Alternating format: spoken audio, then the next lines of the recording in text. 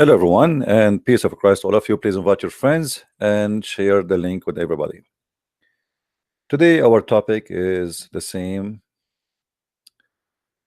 uh, as always we do. We try our best to explain to Muslims that deception is not the way to make people believe, because sooner or later people will find out. You are not the only one in the internet, and you are not the only one who have a mouth, but you are the only one who promote his religion by lies, and that is your weakness. If you can convert somebody into Islam by telling the truth, then I think that will be a solid method to make somebody stay as a Muslim. But you will notice, after you make somebody convert to Islam, maybe a year or two, they will leave Islam and they will become enemies of Islam, because they will feel so angry for what happened to them. They've been deceived, they've been lied to, and they wasted years of their life worshiping false god and the bad man. His name is Muhammad. So I believe that the way the Muslims they try to promote their cult, it is miraculous way to expose Islam.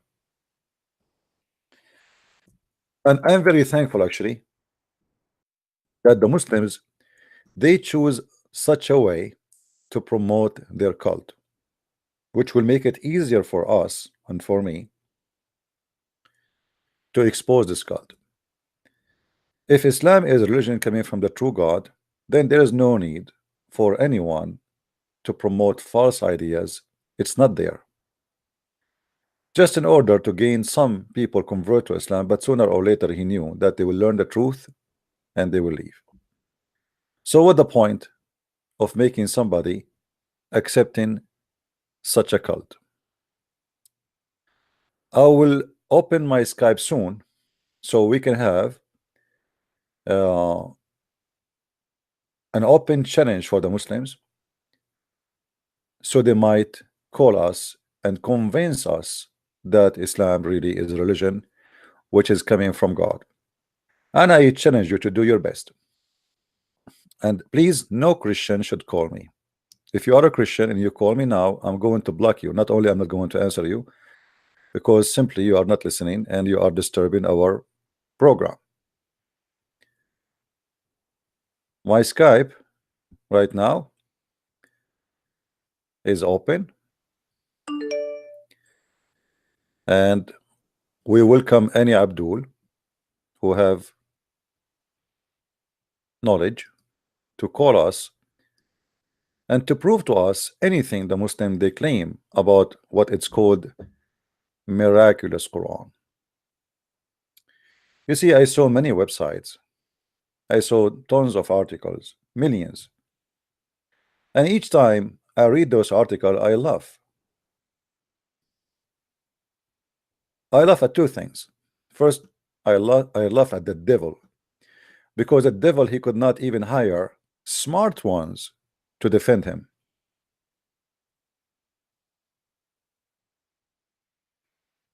And here and now we prove it every day. Who is the Muslim when I call me and confirm to us that the Quran is the book of Islam, contains scientific knowledge that could not have been known 14 years ago, 1400 years ago? Who is the one who have the courage, who have the knowledge? You remember a few hours ago we made a broadcast about rejecting the hadith. The Muslims these days, in order to avoid getting busted, they say we don't accept the hadith. But just to let you know, a person who don't accept the hadith is not even a Muslim.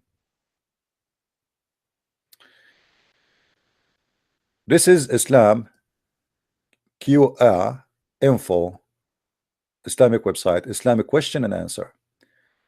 Refutation of those who quote the Holy Quran to reject Sunnah and justifying not acting upon it.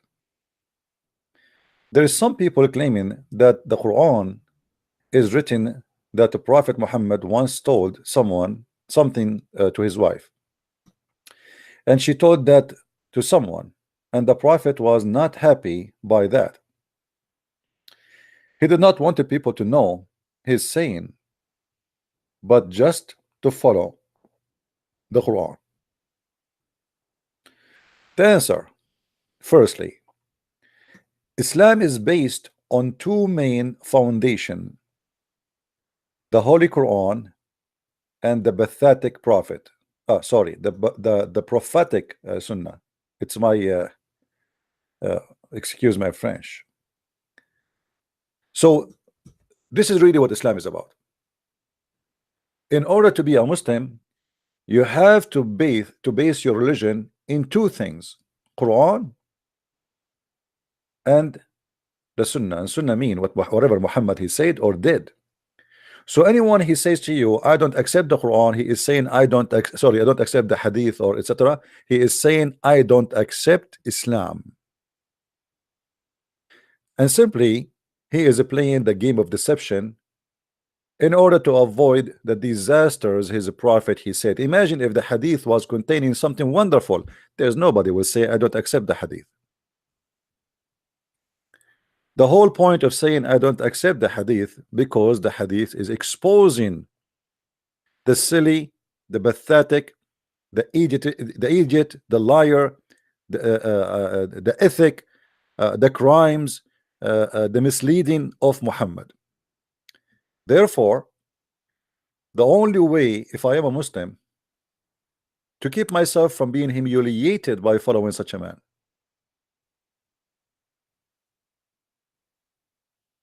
Ustaz responding to you in the show. Who is Ustaz? This guy, he do not know even two words. If you want, he can call me. The Nigerian guy. Ustaz. And he called himself Ustaz.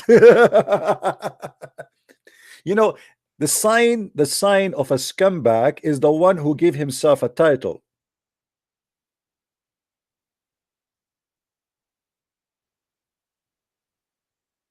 Because if you put in the front of your name and you write that, you say it's Ustaz. Let us say I say Ustaz. Ustaz mean master, teacher.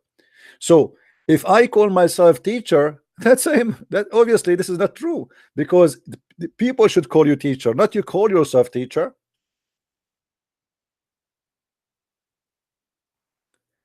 My friend, those people there, they are scamming the poor Nigerian people to take their money.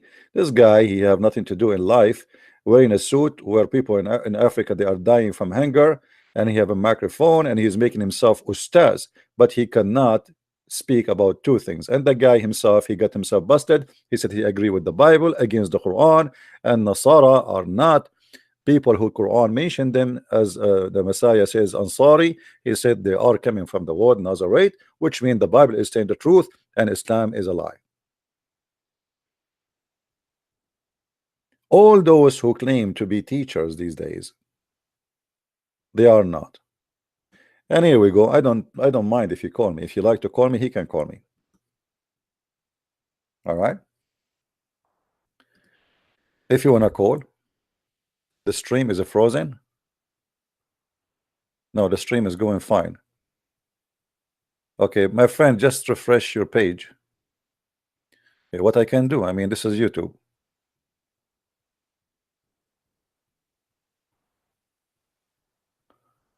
Let me see.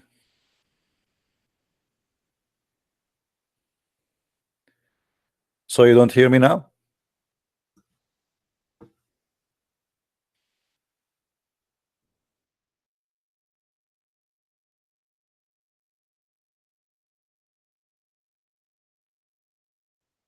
No voice?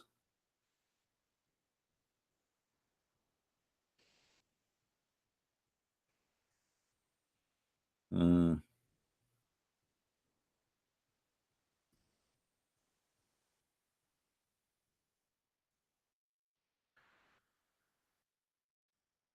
I don't know what's happening.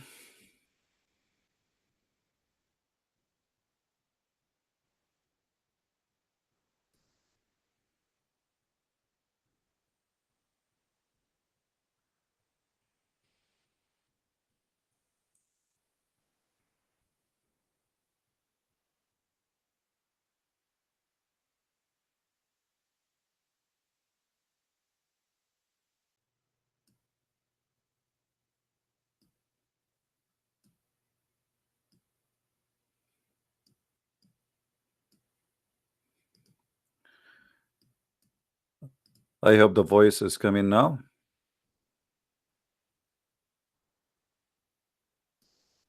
Let us see. I restarted the browser.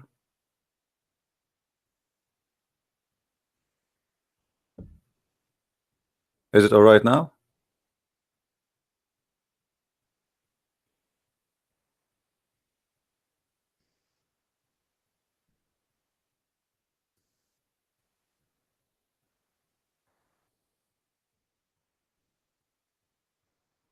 Okay. Is the are we fine? Are we back on air? Are we back? All right. I don't know what happened. I think this is maybe YouTube problem. It's gonna be from my side because I keep saying the name of Allah, and there's no way Allah will make things like this happen. Allah is very powerful. So anyway, again, invite your friends. We lost a lot of people by this, but it's okay. They will be back. Now, when somebody call himself ustaz or call himself master or call himself whatever, and I mean, it's a silly. It's the same Muhammad. He called himself a prophet. You see, in order to be called something, people they should call you prophet. Muhammad, he claimed he called himself a prophet, but if we go and examine anything Muhammad he said, we will die laughing at his prophecy.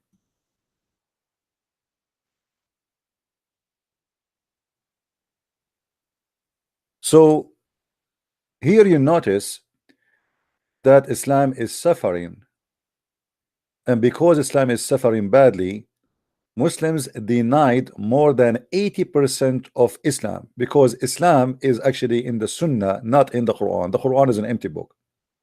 The Quran is nothing but a collection of stories, and they are useless in order to establish a religion. The Quran is a good book if you want to read a story about how Suleiman he heard the ant, which is a funny story because ants don't talk, and you cannot hear their speeches because simply they are mute. The Quran is fine if you want to hear a story about Ali Baba and the 40 thief, the seven sleepers and their dog, the man with the two horn where he found the sunset. But what does this have to do with religion anyway? I mean, why even those stories are there?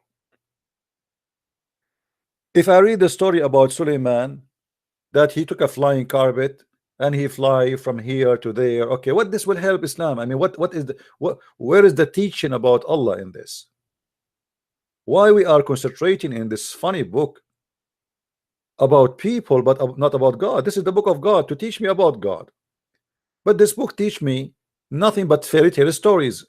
A guy, a king, he take his army, he walk in the valley. The valley is called the valley of the ants. One of the ants, she said to the other ants, hide, otherwise Suleiman will crush you. What we learn from this story?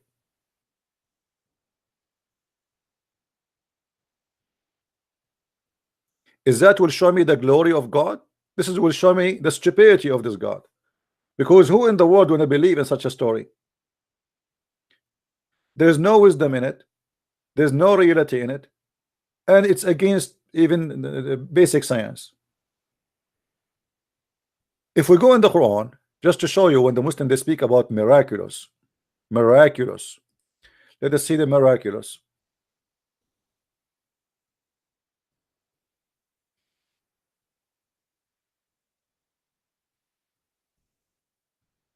Let us see the miraculous and love.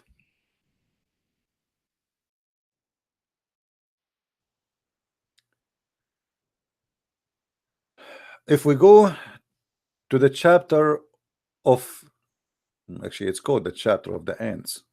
The chapter of the ants. I mean,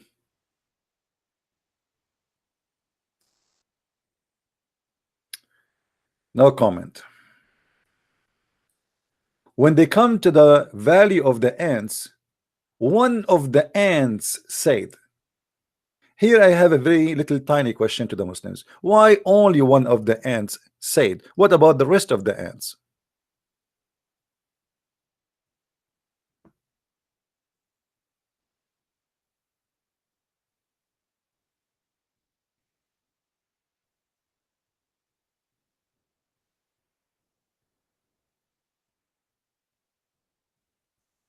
Hmm? The valley of the ants. A valley full of ants. Solomon, he heard only one ant. Why? This is the only ant is using cell phone. This is the only ant was talking. This is the only ant she is allowed to speak in the name of the White House. Who is this ant who Suleiman he heard her? And why he heard one ant? And how in the world this ant she was able to be heard by Suleiman when ants don't talk? As you see, Suleiman he was amused at her speech. Ants communicate in two ways: chemical and vibration. They don't talk, they don't hear.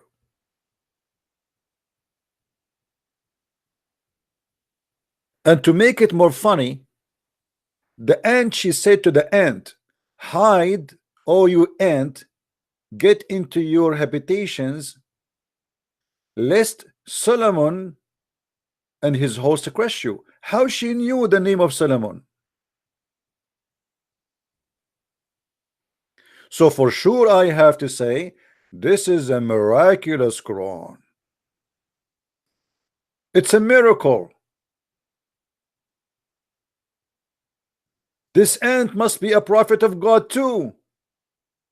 She was inspired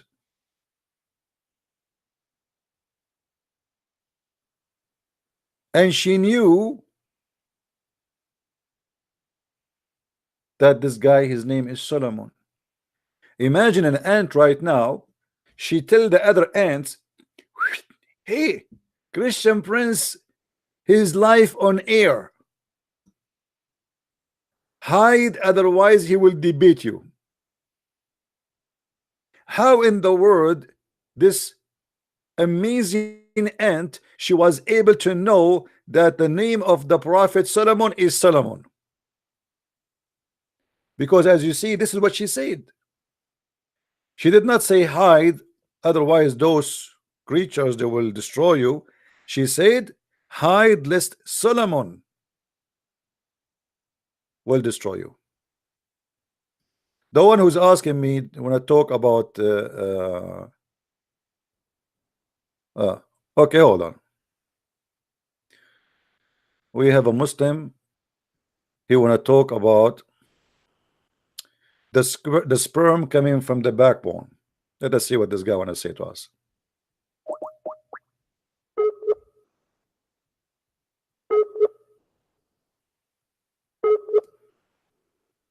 Answer, Abdul.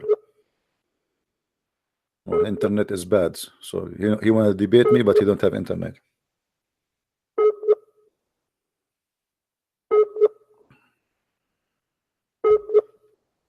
All right. So as you see, this is the miraculous Quran.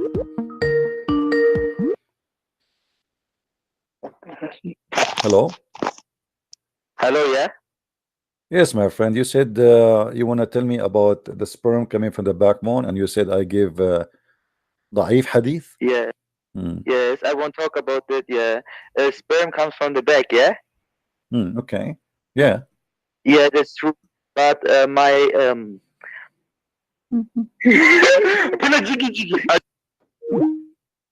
Stupid. Your mother, she must be a whore. She gave birth to you in the bar. Let us continue.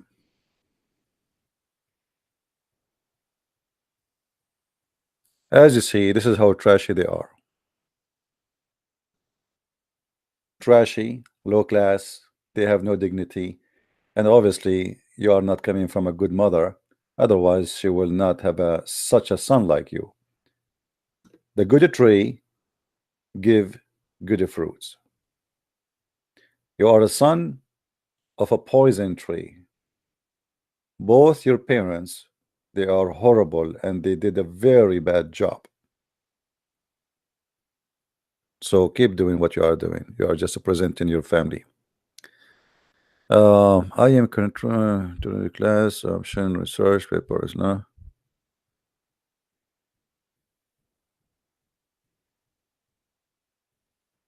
I mean, it's funny. Somebody's asking me which book to read about Islam. Read my books. What I will say to you. Okay, let's see. Many text.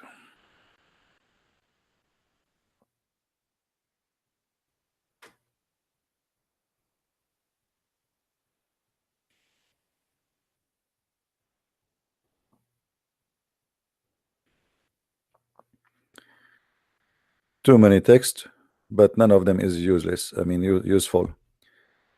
Uh, don't send me text, guys, saying thank you, please. Don't send me. We appreciate you. I'm not waiting for those texts. Don't, please. You want to say that? You can say that in the chat.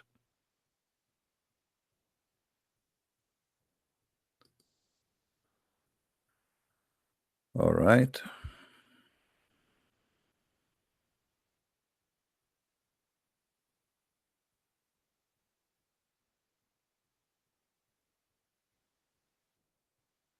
Somebody is an ex-Muslim. He want to talk about himself. Maybe wrong time. Not yet. Okay.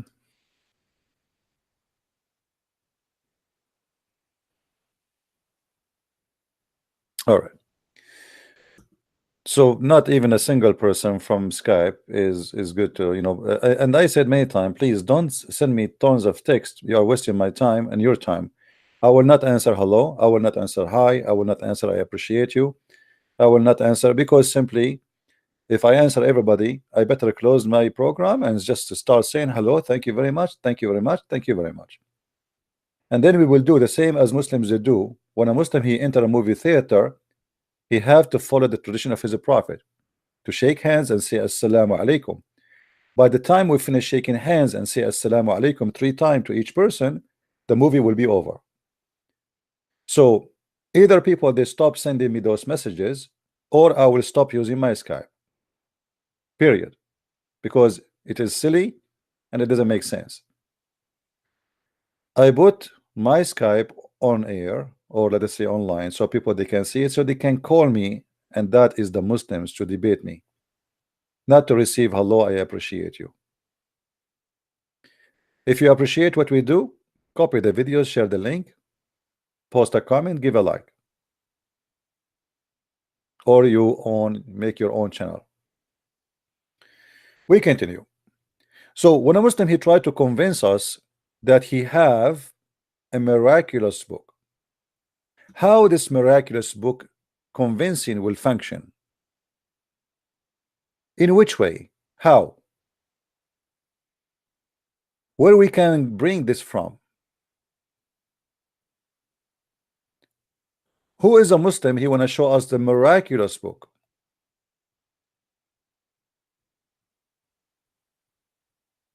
This is not miraculous. This is a full book full of stories. It's not even good for kids. A prophet who God taught him the language of the birds. The language of what? The bird. Okay, he taught him the language of the birds. So how he understand the language of the ants?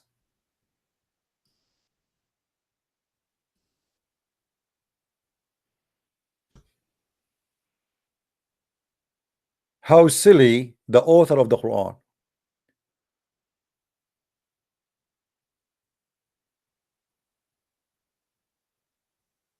Imagine I say that I learned the language of the chicken, and then I say to you, I heard the crocodile saying something. Well, my God, he taught me the language of the chicken.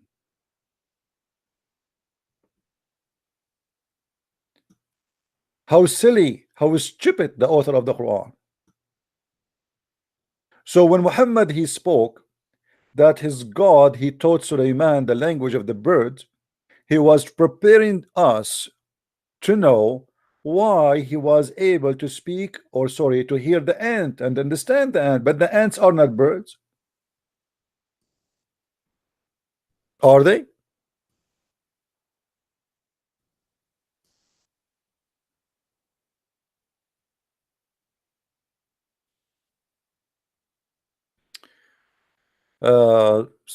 Someone asking what is the website I use.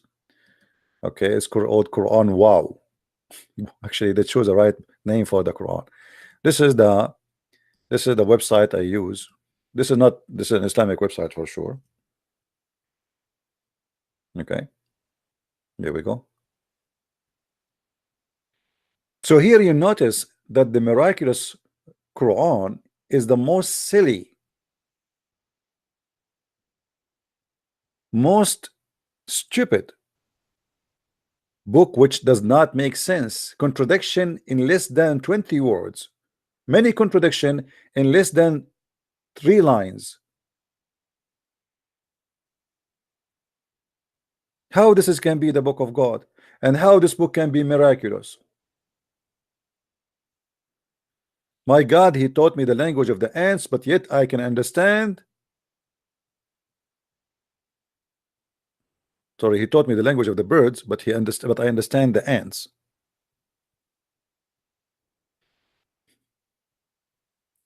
Maybe at that time the ants were used to be birds.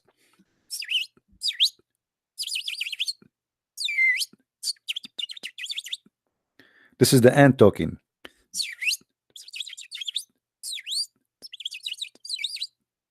And now Suleiman like, wow.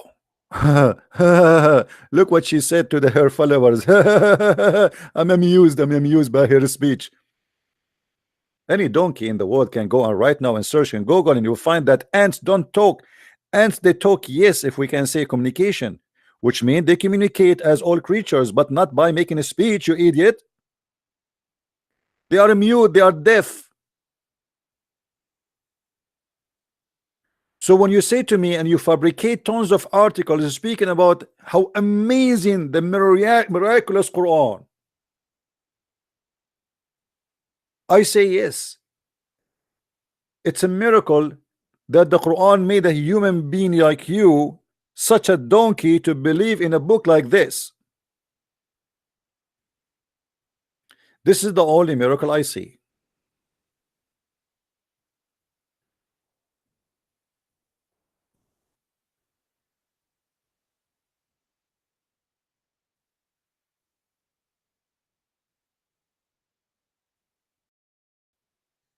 Any Muslim would like to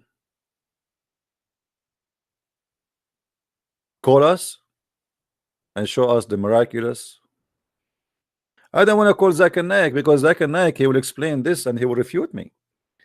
If we call Zakir Naik about the ant, how Allah, he taught him the language of the birds, and he spoke the language of the ants, for sure he will say, but that's it. There the guy is never the contemporary, and already accused the Quran with false statement. If you go in the Quran in chapter 27, verse number 16, it says that Allah, he taught Prophet Solomon the language of the birds. But this ignorant, he do not know that ants are considered to be birds. And actually, they even lay eggs. Why the ants they lay eggs? Because they are chicken. They are a form of chicken, a form of bird. Thank you very much. Here we go. You want Zakir Naik? He gave it the answer. The proof that the ants are chickens, that because they lay eggs. I mean, here we go. He refuted me. He got me busted. Why you ask me to call him? And do you see how fast he is in fabricating an answer? Unbelievable.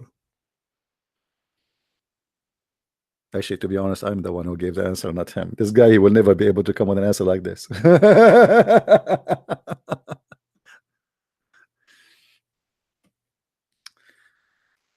Do we have any Abdul?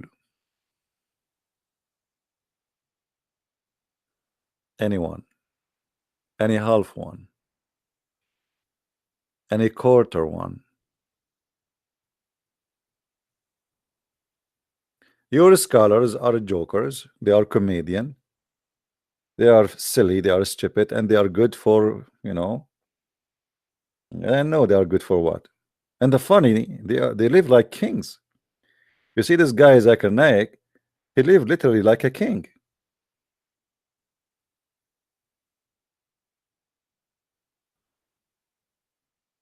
Islam is a great business if you try to defend Islam. Islam is a bad business if you attack it.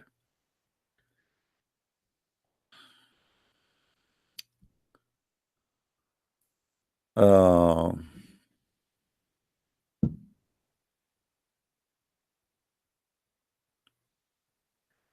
do we have any Abdul?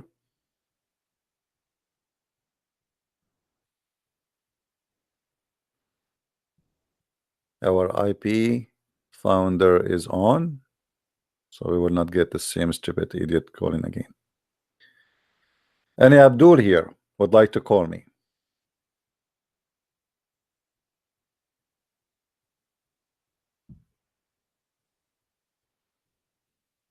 Anyone? Any half one? Now, if we go to the Muslim website where they post for us all those miracles, and they are assuming that all of us are a bunch of ignorance and we do not know how to refute this. The speed of light. Let us start from the first one. The Quran spoke about the speed of light. Are you sure? Let us see. The speed of the angels turned out to be the known speed of light. That's man, this is the speed of the angels turned to be the speed of the light. Why? How? Let us read together. Quran chapter 32 verse number 5. Allah rules the cosmic. Cosmic? Does it say really cosmic? What cosmic? Let it go, let it go. You change the translator, you will find there's no cosmic there, but let it go, let it go. Affair from the heaven to the earth. Then this affair traveled to him a distance in one day, at a measure of 1,000 year of what you count. Hold on. Hold on. I want to go with the Muslim theory before we go and discuss the speed of light. Just to show you how stupid the Quran is. But the problem is, people when they read, they don't use their brain. They just read. I mean, text, like, there's some people, they lined words up together. They don't read, they line them up. I'll explain to you what the Muslims just did to themselves. And I have to use my artistic skills. Forgive me for doing that. As long as the Muslims agree that there is a distance we can reach where we can find Allah, because they said that the angels take a distance, or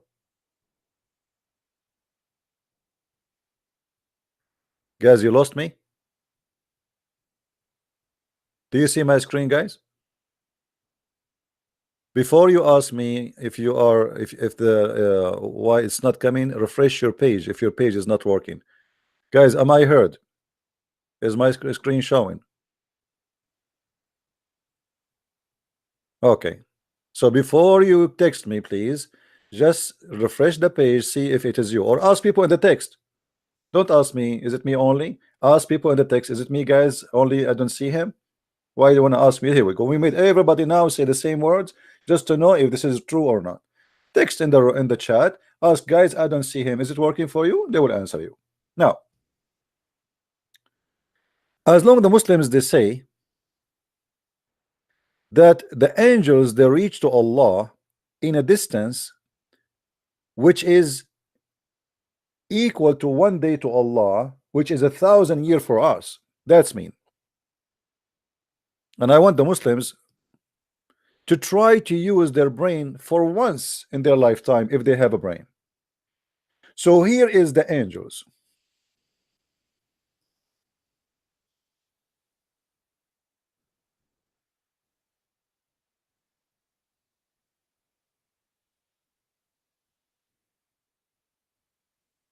Angels. This is Jibril. I'm going to call him Gigi. Gigi, like the guy who is a stupid loser, who his mom, she did not teach him how to behave. So Gigi, he wanna go up to he come to the earth, and now he wanna go up to Allah. And Gigi will take him a distance of 1,000 year of our time to reach to Allah. And here is Allah.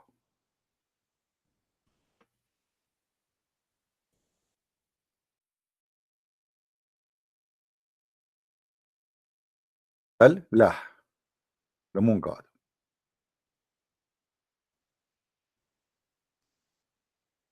As long the Muslims they accept such a thing, they accepted that if we go with the speed of light for 1,000 year, we arrive to Allah.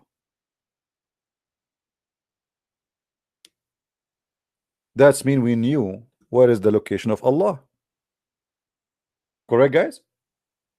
Because in order to say the distance of the angels to go to Allah is 1,000 year speed of light, that's mean we can measure exactly where is the location, because the speed of light can be measured by kilometers. Are we following? People, are you following me?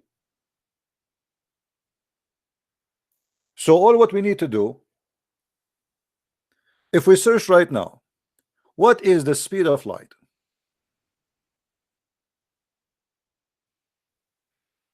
Speed of light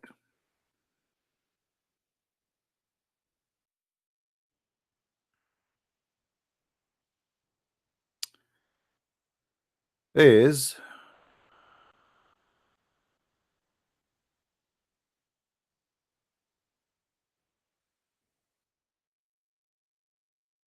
let's use kilometer. This is the speed of light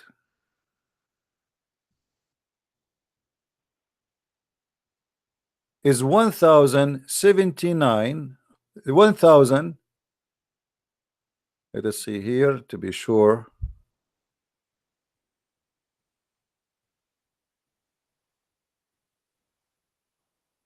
Okay, hold on. I'm just looking in the internet. For me, I'm not a scientist.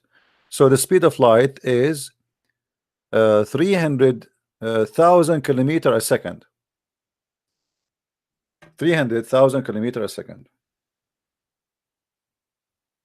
So if we x that, like this is need a mathematic to see how many a day. Let us see speed of light in 1 day. If we can find an answer.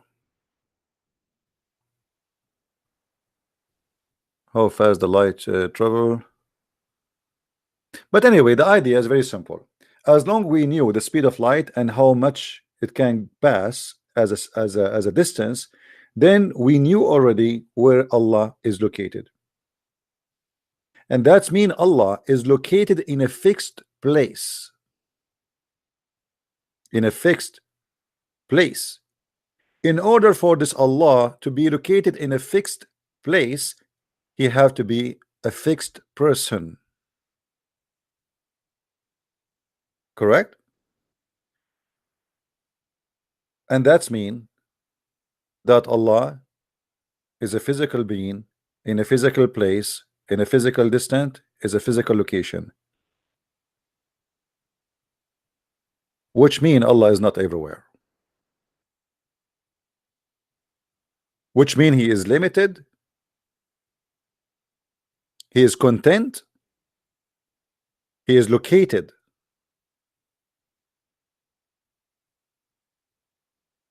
And he don't move. Same time, when the angels They go in the speed of light, according to the Muslims, and take them 1,000 years. How Muhammad he was able to go to heaven in the top of a flying donkey in less than 8 hours round the trip, including going to Jerusalem?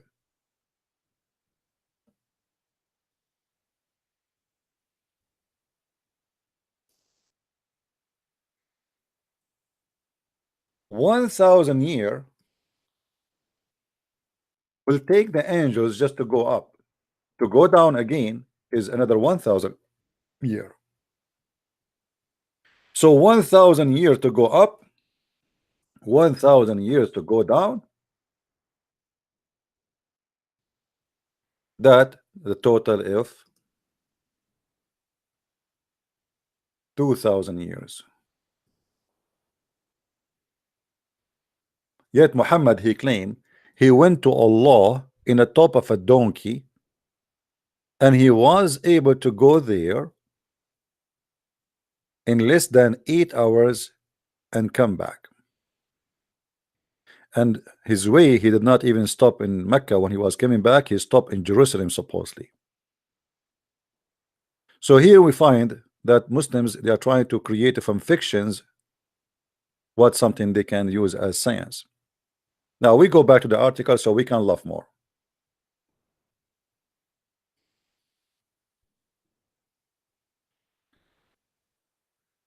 The angels who carry out those orders, those people back then measured the distance neither by kilometer or miles, but rather by how much time they need to walk. By what? How much time they need to walk. But if you notice here with me in the verse, it doesn't talk about the distance, it talk about time. Or what it's saying that it take 1,000 years of our counting for the angels to go down to go to Allah, which is 1 day for Allah. And here we have another problem. In the Old Testament, there's a metaphorical statement where it says that 1 day for you is the same, 1,000 years for you is the same as one day for God. But this is metaphorical. This is not about, because there's no time for God. Muhammad he copied that and he tried to make a story out of it, and he put it in the Quran, and now it became funny. Why? Because if 1 day is equal to Allah time, as they explained to us in this article, that means Allah is included in the time.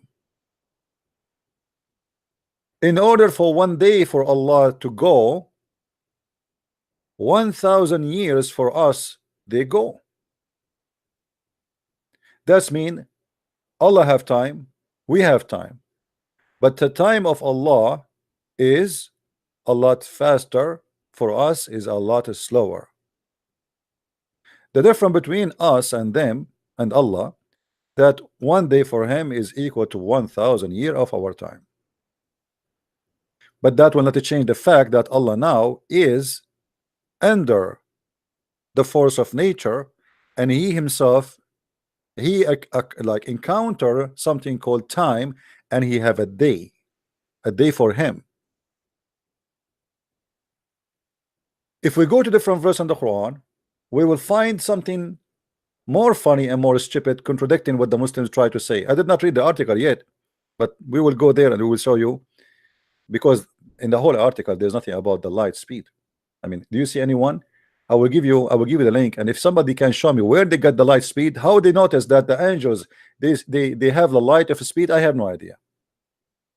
Because in order to know what is the speed they pass to make it equal to the speed of light, then we have to know how much a distance they pass. Do you know the distance of Allah? You know what I mean? Or what we have in this statement here, that 1 day for Allah is equal to 1,000 years of your time, and that would take the angels to go up to heaven. But this is mean that it take a 1,000 year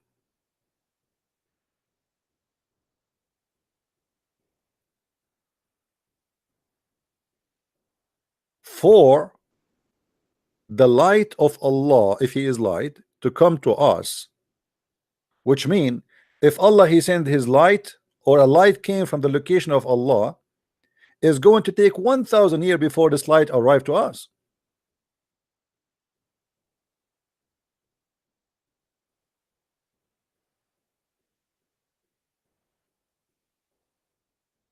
And that will be very funny, because simply the second you say to me that it's going to take 1,000 years for the light to come, we find out the location, and nowhere in the verse is speaking about such a thing.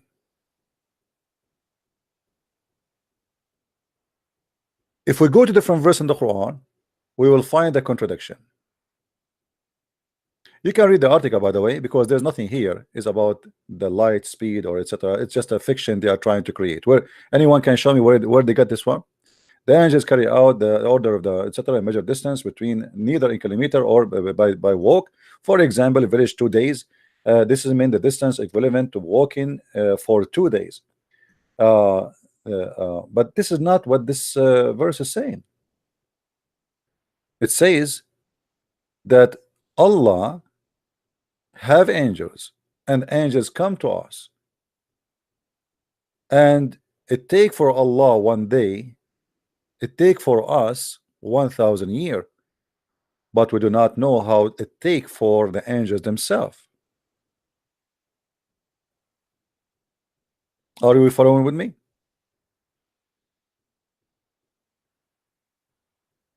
According to science,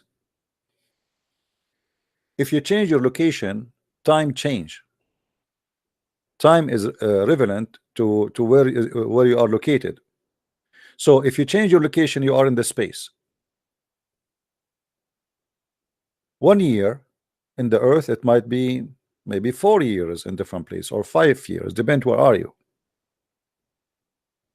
Time is not the same. Here Allah is fixed in His place, we are fixed in our place. The one is moving is the angels, and the angels, in order to go through the time, they have to go through multiple time, because this is changed based on the location.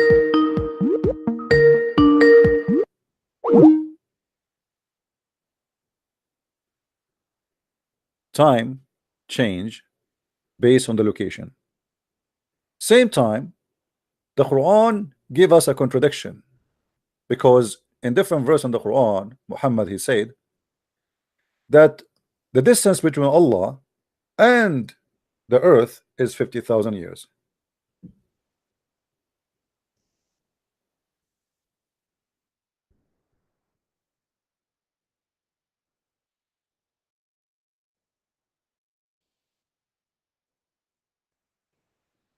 In chapter 70, verse number 4, it says, the angels and the spirit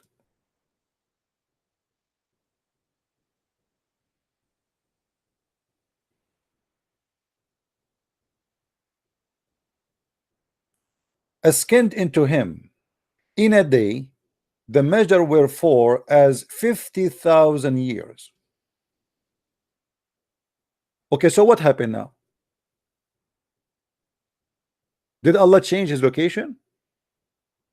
This is the same angels, and this is the measurement of 50,000 years of our time. Our time is still the same.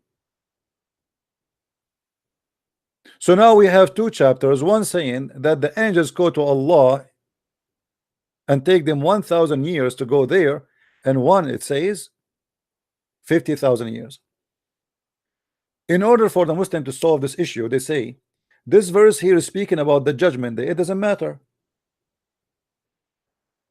because judgment day or today there is no different. Why is going to take them 50,000 years? What, they are out of gas? You told us that the angels they go in the speed of light, and it take them 1,000 years to go to Allah. So what happened now? Why it became 50,000 years? They lost their speed. The angels are out of gas. Their light is damaged. Maybe the light is going through the bullets or through the walls.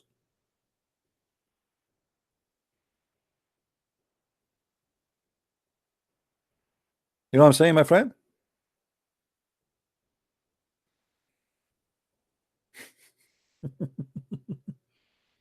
Here we go, the speed of the light.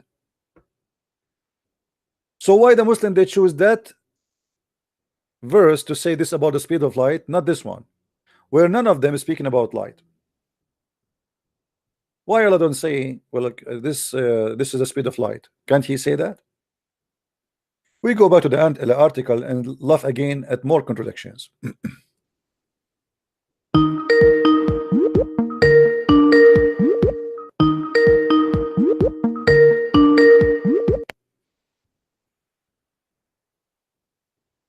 Yes, Gigi. Hello, can you hear me? Oh, this is not Gigi. Oh, yes, I hear you. Yes, I want to reject Islam. You want to reject Islam? Yes, I want to reject Islam. Why you want to reject Islam?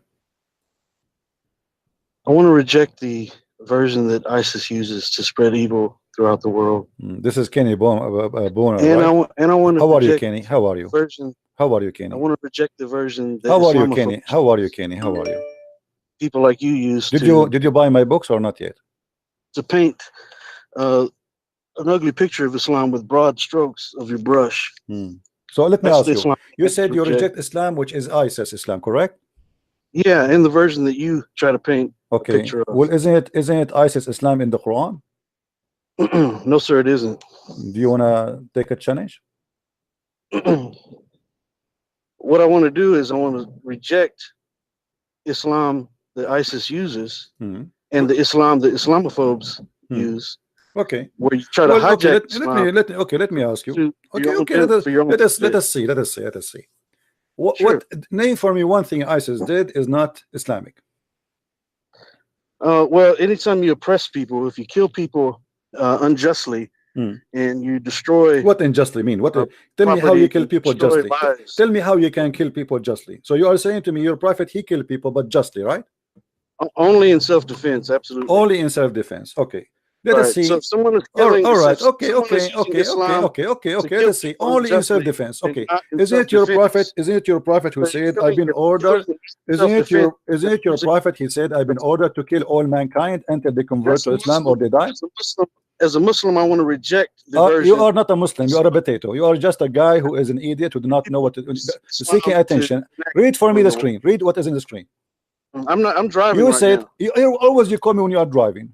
I think you're not driving. I think somebody is driving you. Now, listen, I want you to read for me. It says, "I have been commanded that I should fight against the people till they declare that there is no God but Allah." Are you saying your prophet was ISIS? I'm telling you that the Prophet Muhammad, peace and blessings be upon him, only fought in defense of. Here we go. He did not say I am defending. He said I am in order to fight until they declare, not until they stop fighting me. Stop lying. Right, until the oppressors stop fighting. Right. He said until you declare, not at the oppressor. Read with me. He said until they declare no God but Allah, and when they do, perforce there's no God but Allah, and their blood and their righteousness are granted protection from in my behalf. Which means if you don't say Allah is God and you don't say Shahada, Muhammad will take not only your life, will take your money. Well, let's put this in the reality. Okay, so there were many people that were fought against the Muslims that actually become Muslim, right? And so your opportunity to do so is not too late until the day of judgment. You are not answering. You see, you are a potato. No, I am. Answer what I showed you. Answer what I showed you. Did your prophet said I've been commanded to kill all mankind until they say Islam is the only religion? Yes or no? Was sent as a mercy to all of mankind. What mercy? And okay, answer me. Why you don't answer? I showed you what your prophet said. I want you to answer that. Go ahead. The Prophet Muhammad, peace and blessings be upon him, instructed the Muslims to fight only in just cause. That means against oppression. This is just call. Just call. Anyone who rejects Islam, anyone who rejects Islam is in war with Allah. Anyone who rejects Islam. There were many people around the Prophet and the Sahaba, peace and blessings be upon them, that rejected Islam. He killed them all. All who reject Islam, either they are killed, You are a liar. Okay, let me ask you, why there's no Christian, why there's no Christians, no Jews left in the Arabian Peninsula? There are Christians and Jews in the Arabian Peninsula. Who is the donkey who said that to you? Look, if you don't know facts, I can't. I'm not going to debate it with you about. You know the facts. Okay, so you are saying to me your prophet is a liar because your prophet said, read the hadith with me. It says, I will expel the Jews and the Christians from the Arabian Peninsula. Fighting and oppressing the Muslims. Don't stop lying. No, he said, I will expel the Jews and the Christians from the Arabian Peninsula, and I will not leave any but Muslims. The ones that were oppressing the Muslims. Abdul, you are a big fat potato. Read the hadith. Show me where it says only those who fight. He says, I will expel the Jews and the Christians from the Arabian Peninsula. And now in Saudi Arabia, there's zero Christians, zero Jews, zero atheists, zero gays, zero lesbian. Correct?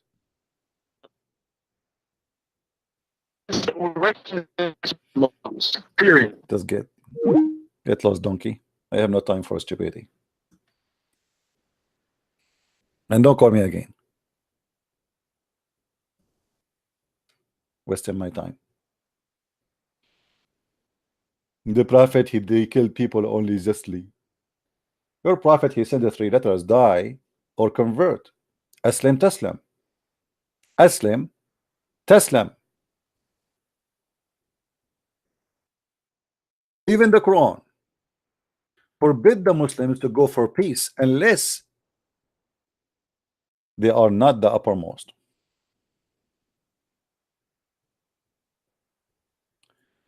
Let us see.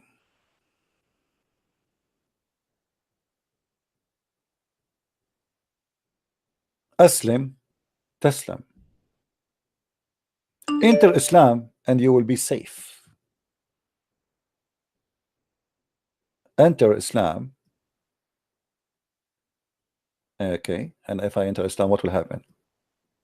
You will be safe. Do you see it?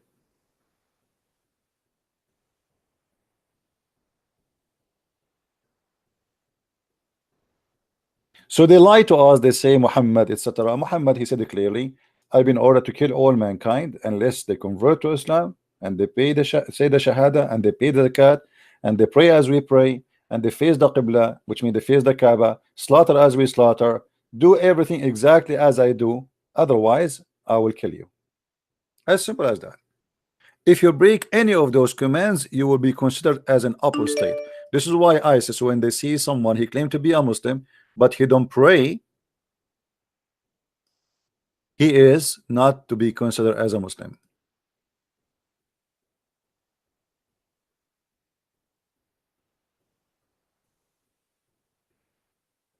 And look who is somebody telling me this is Kenny Bomer, the American convert. Don't fall into his lies. You want to teach me who to convert to who Mr. Dan? You want to tell me who is the one? I mean, what about you take my place and tell me what to talk to, how to talk to people?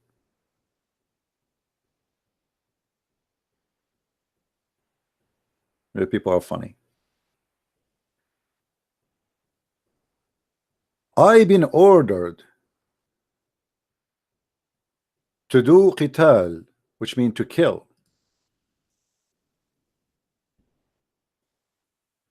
Let us see the command of the prophet.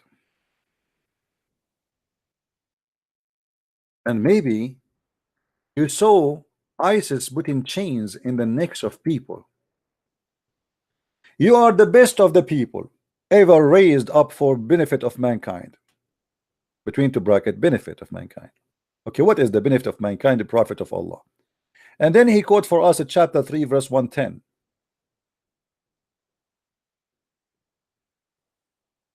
The best for mankind are those who bring them.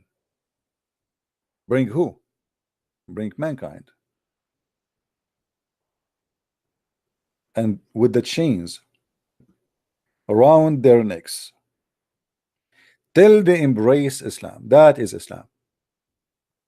So the prophet, he fight only those who fight, who says the best of mankind is those who go and bring people with the chains around their neck.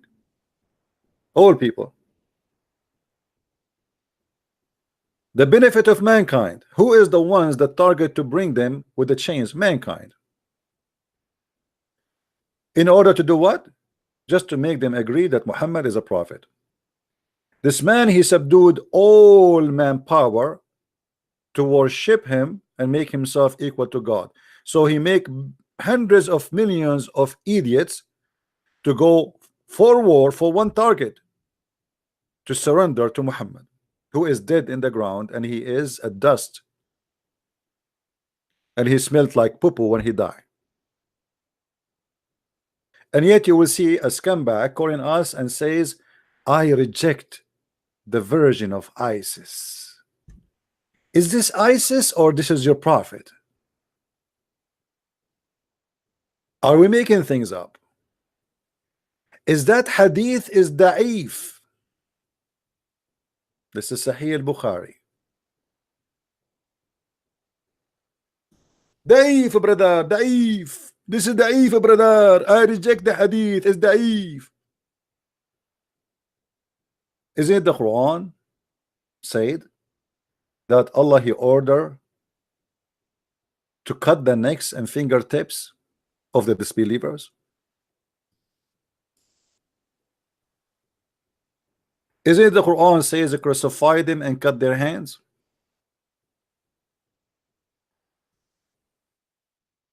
And this is exactly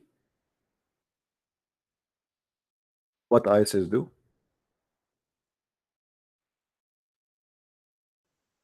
When you hear a verse like this saying the punishment of those who wage war against Allah, you think that they are really waging war. This is not about war. Go and read the story behind it. Nobody waged war. This is the punishment. There's a guy, he's a sheikh. He saw a dream. He saw a dream that Allah Messenger Muhammad, he came to him in the dream. And he said to him a few things. In less than 48 hours, he was arrested, taken to Sharia court, and now he is, he's facing more than 80 count of violation of Islam, just because he saw a dream. All of them goes under this verse, chapter 5, verse number 33. And now the Sharia law court asked him for cutting his hands and his feet and putting nails in his eyes as a punishment by crucifixion. Just for seeing a dream. What is the war? When somebody says to you war, and he is a Muslim, they are talking about you rejecting Islam. The second you are rejecting Islam, you are waging war against Allah.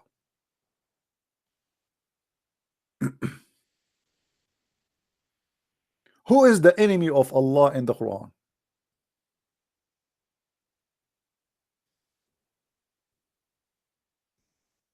Anyone reject Allah?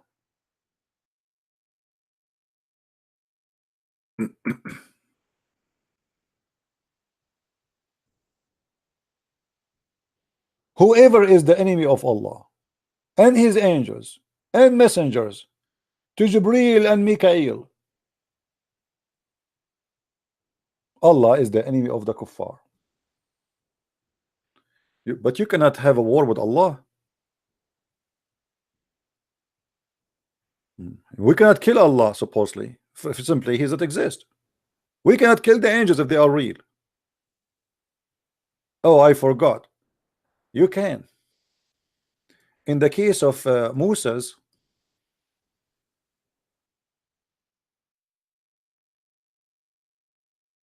when the angel of death came to Moses,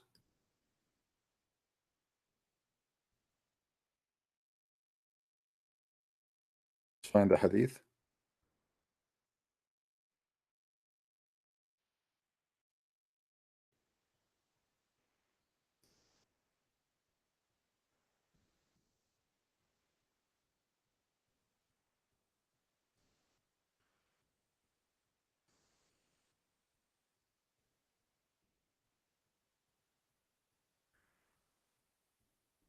Hmm.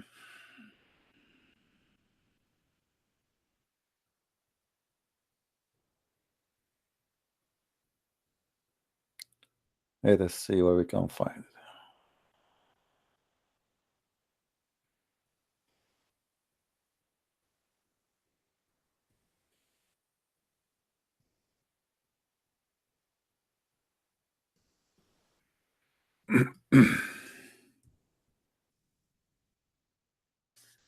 Abu Huraira reported that the angel of death was sent to Moses, peace upon him, to inform him of his Lord summons. When he came, Moses boxed him on, and his eyes was knocked out. What the heck?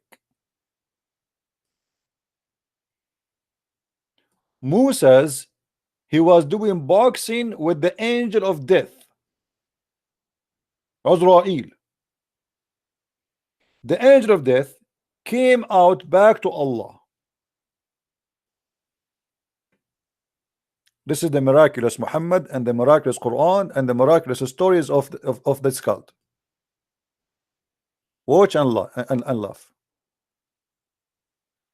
So the angel of death came back to Allah and he said, you send me to a servant who do not want to die.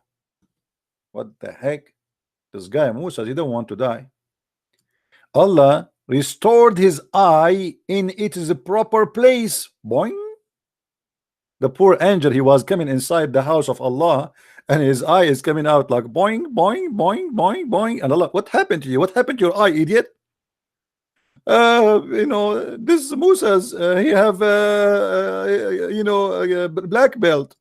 He knocked my eye and he took it out. And it, look, my eye is broken. And not only, actually, there's different hadith says he knocked his eyes and he broke his wing. So now the guy, he have one wing is broken. So he knocked his eye and he went to Allah, and Allah, he restored his eye back in the proper place, which is in his nose or between his eyebrows, and revived his eyesight.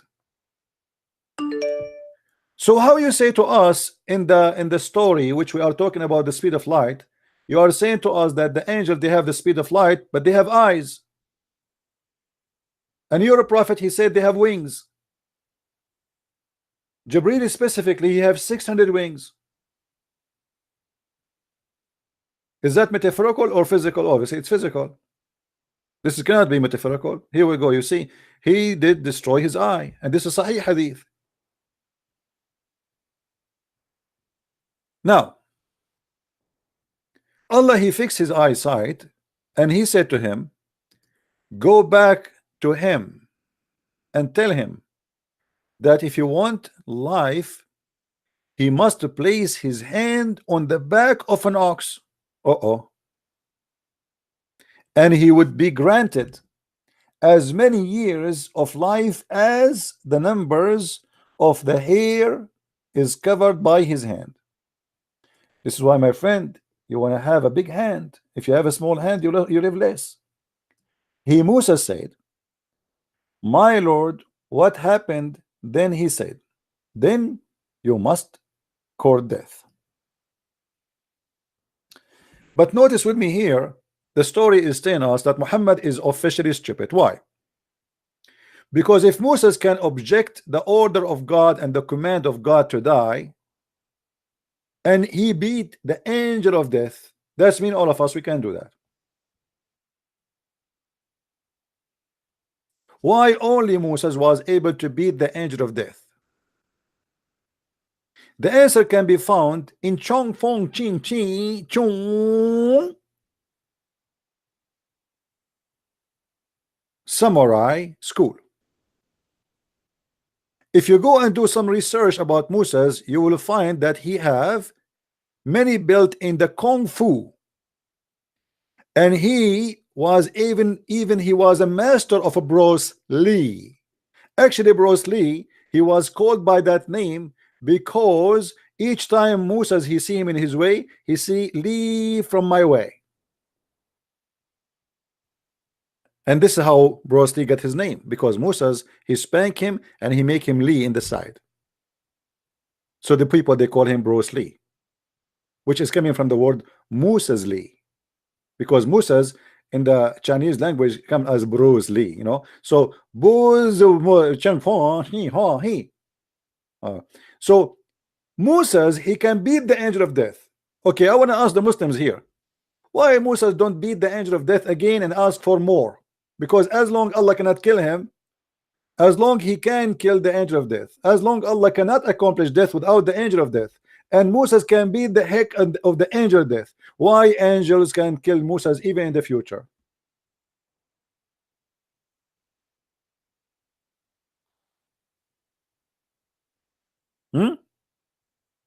So in the article they say to us the angels are in the speed of light.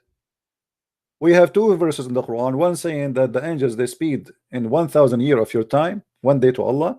The other verse says 50,000 years, one day to Allah, which is contradiction.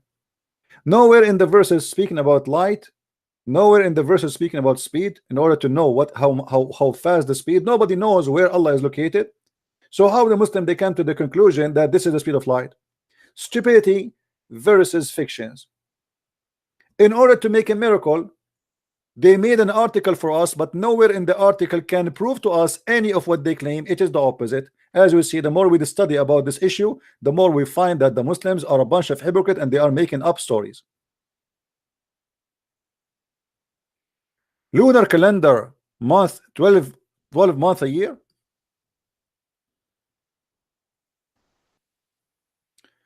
Read the article and love. By the way, why Allah he chose the 12 moon calendar a year? Isn't this is a mistake?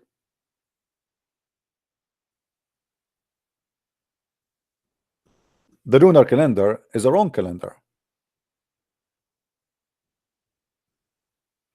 Can't Allah come with better calendar?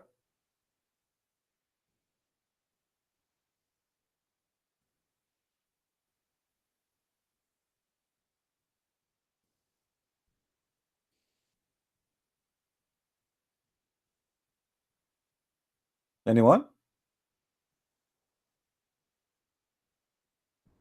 And look what here they say, that Allah is saying, then God saying the angels travel in one day the same distance that the moon travel in 12,000 lunar. Where is that? They say to you, because in the Quran it says that the year for Allah is a 12 moon. But this is the year for you, you idiot, not for Allah.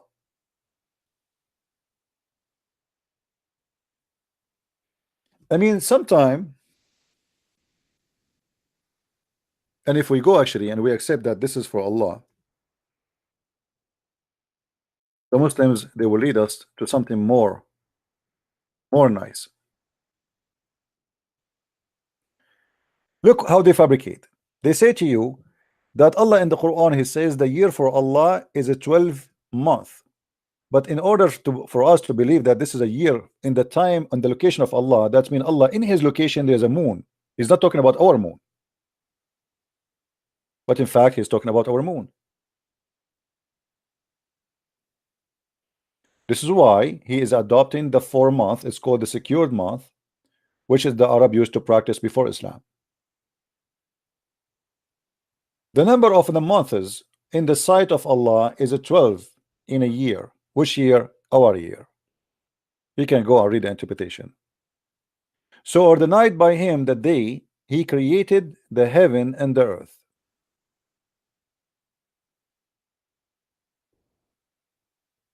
So since Allah he created the earth and the heaven, from the beginning Allah created the day and the night to be the same as today, and the year was 12 months as now. But this is, by the way, according to science, this is wrong. According to science, the earth does not have the same time as today.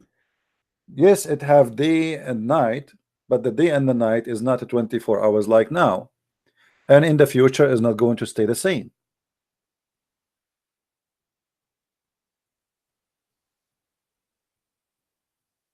So the day and the night are not the same time. It is impossible that Allah is God, yet he says that for him a perfect year is a 12 lunar.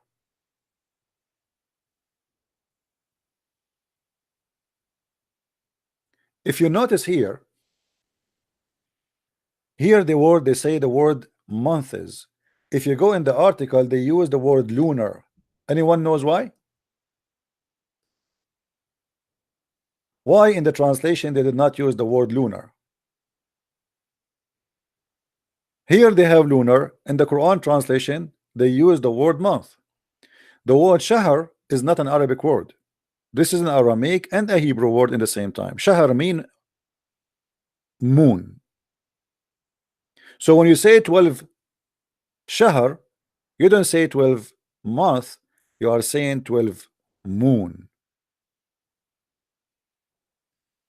And that is additional proof that your God Allah is a fake God, because the lunar calendar, if this is the calendar of Allah, is a proven very easy to be a wrong calendar. This is why we have to fix it every few years. It's not complete.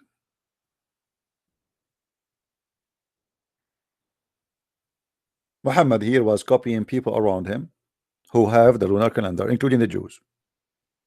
The Sabian they have it, the Jews they have it, the Arab they have it, and Muhammad he follow what he learned from people behind him or before him. So in order to fabricate and to come with the speed of light, they have to make an article have nothing to do with reality, and it's far away from any truth. Neither the Quran says that, neither Muhammad says that, neither the Hadith says that, and even their article proving that they are false. Same time we showed you that the Quran bring us two dating. One, it says that Allah he deal with the earth and the heaven in a day equal to 1,000 years, as we see in chapter 32 verse number 5, and we showed you in chapter 70 verse number 4, it says the opposite, that the angels and the spirit ascended to him in a day in the measure wherefore as 50,000 years. If the angels they have a fixed speed of light, why here is taking them 50,000 years, and there they have 1,000 year as distance. Same time, Muhammad he received the chapter of Al-Fatiha today, let us say. As long the angels is going to take them 1,000 years to go up and 1,000 years to come down. That's mean in order for Muhammad to receive the second verse, the angels have to take them 2,000 years after they deliver the first verse. How Muhammad received the Quran then? Any Muslim can tell us? When you say to me that the Quran says, not me saying that, the angels they take the command from Allah, as we see in the article, read and laugh with me. Allah rules. Okay, what does that mean? The command of Allah is given to the angels, and the angels will travel to do the command of Allah, and it take them 1,000 years to come to the earth.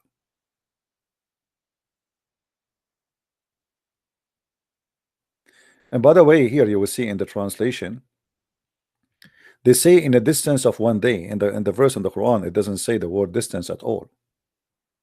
That is a fabrication. Chapter 32 verse number 5. Let us change the translator from the article to the website we are using. 32:5.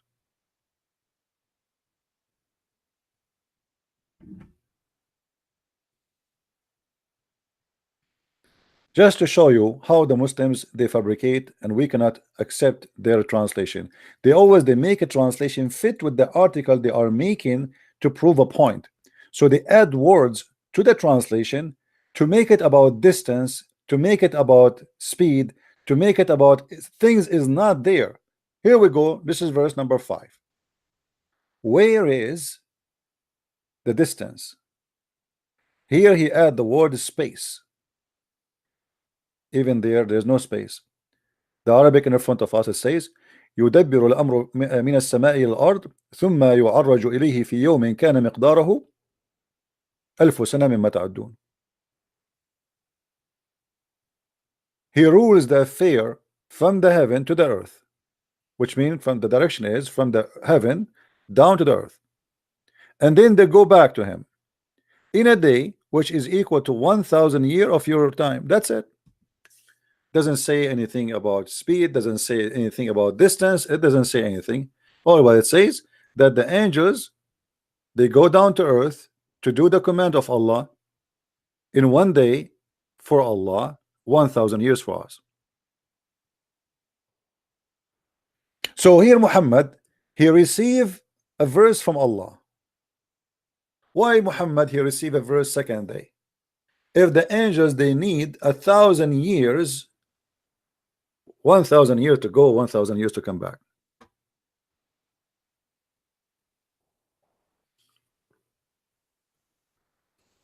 Any Muslim?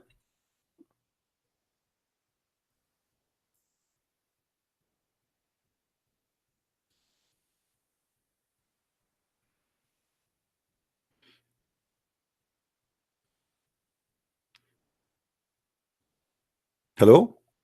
Who is a Muslim want to give us a call? So all what we see in the Muslim articles is a change of translation, change of interpretation, adding words to the Quran to make it scientifically look like. We change the translator, it says, he regulates the affair from the heaven to the earth, then shall its skin day to him in a day, the measure of it, which is 1000 years of your count. There's no distance, there's no speed, there's only time. And we cannot measure the speed unless we know two things at least. If we know the distance and we know the time, we can know the speed. If we know the speed and we know the distance, we can know the time, correct? I mean, it's a simple mathematics. But here all what we know is the time. How many of you is good in mathematics?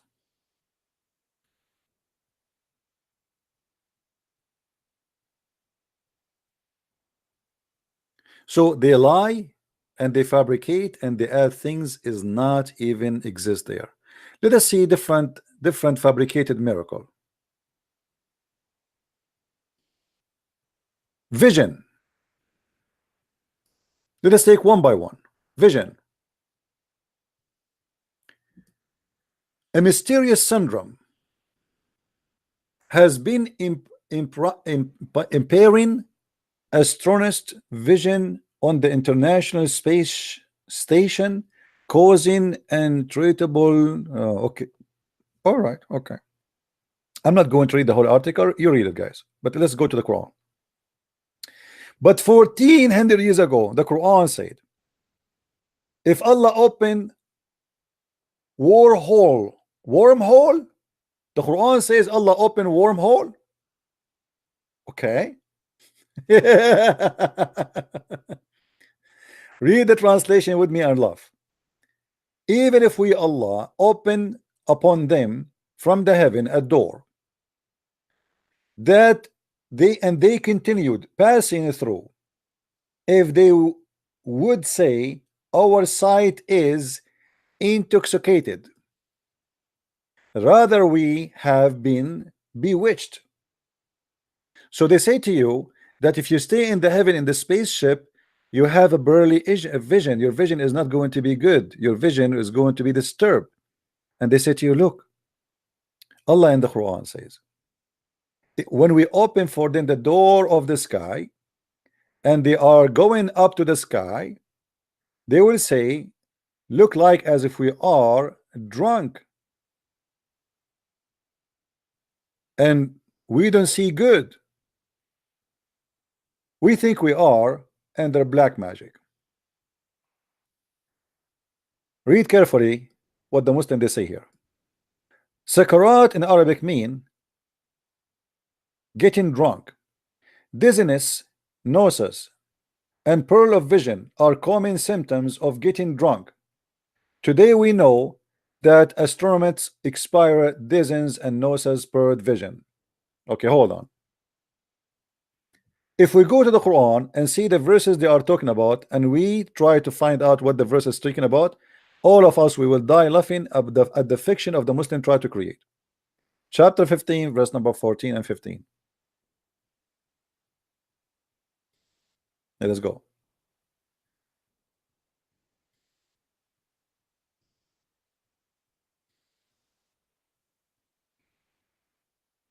All right.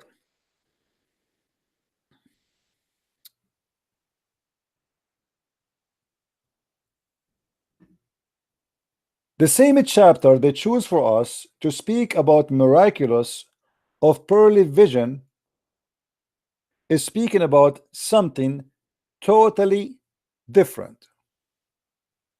Read carefully with me, and I challenge any Muslim to say, I am lying. The one Allah is talking about is those who make fun of Islam, not those who go to heaven. Read carefully. We have sent without we have without doubt sent down the message, and we will assuredly guard it from corruption. But we know that the goat ate the Quran, and we know Omar, he said the Quran was 1,027,000 letter, and not even 20% or 30% of the Quran is left. We did send messengers before thee amongst religious sect of old, but never came a messenger to them, but they mocked him. Even so we do let it creep into the heart of the sinners. They should not believe in the message, but the ways of the ancient have passed away. Even if we open out to them a gate from heaven, and they were to be continue all day ascending therein, they would only say, our eyes have been opened to be drunk. Nay, we have been bewitched and sorcery. So all what he's saying, even if we take them to heaven, they will not believe it. All what this verse is about. The Muslim, they make it about when you go in the spaceship, you have a pearly vision. But hold on, the Quran itself says, if we continue reading the same chapter, you will see how stupid things will go.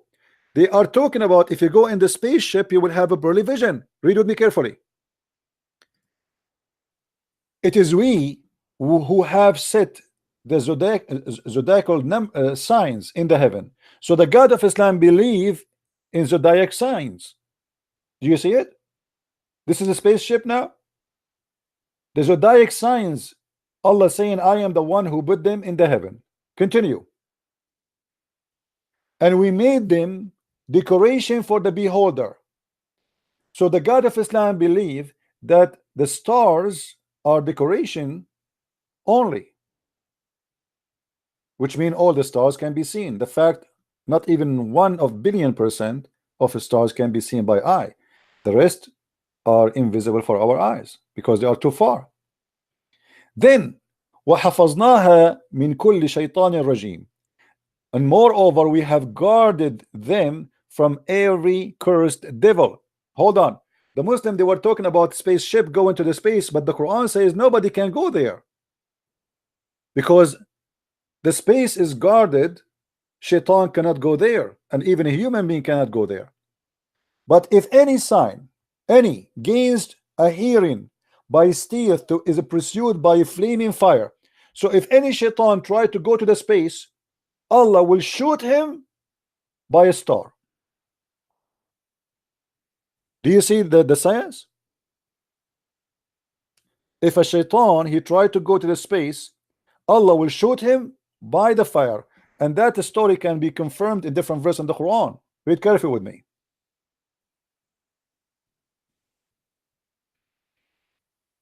You see how they try to speak about the spaceship? Allah protect the spaceship. Those who go in the space, they will have a pearly vision. In chapter 67, verse number 5, it says,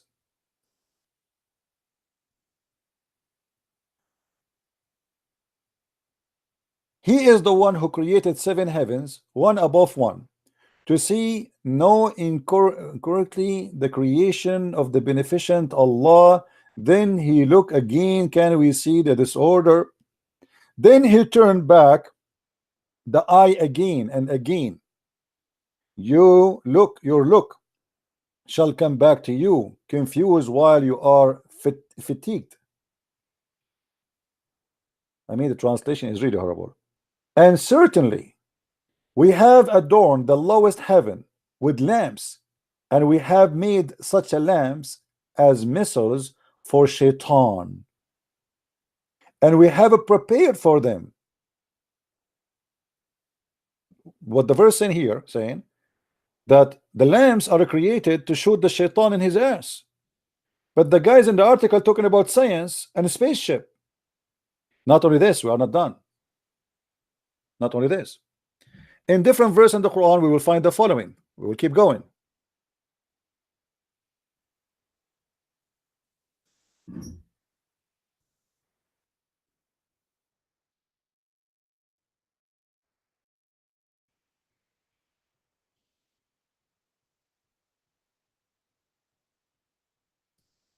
The Lord of the heaven and the earth, and what is between them, the Lord of the east.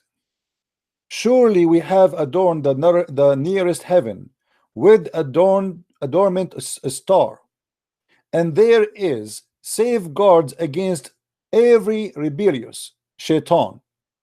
They cannot listen to exalted assembly, and they are thrown at from every side, being driven away. For them is a perpetual chestmate, except him who snatches off but once, then there follow him a brightly shining flame. Horrible translation. I will change it, but as you see, the Quran, the Muslim, they speak about science. The Quran is speaking that there is genies and shaitan, they spy at Allah, and that how Allah explained the falling meteor. He think that those are stars, they are made to shoot the shaitan who try to spy at Allah. They are coming to Allah to spy at Allah. Allah have a meeting with the angels, he's giving them commands. So the shaitan go there trying to spy, but he cannot, because the second he tried to go there, Allah he shoot them. Vish, vish, vish. We are not done yet.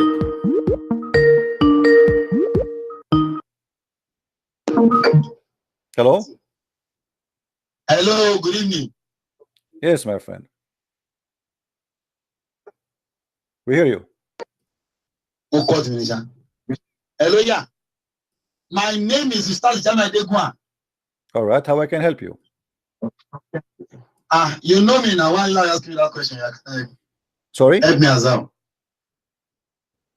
Don't you remember me? No, I do not know you. Who are you?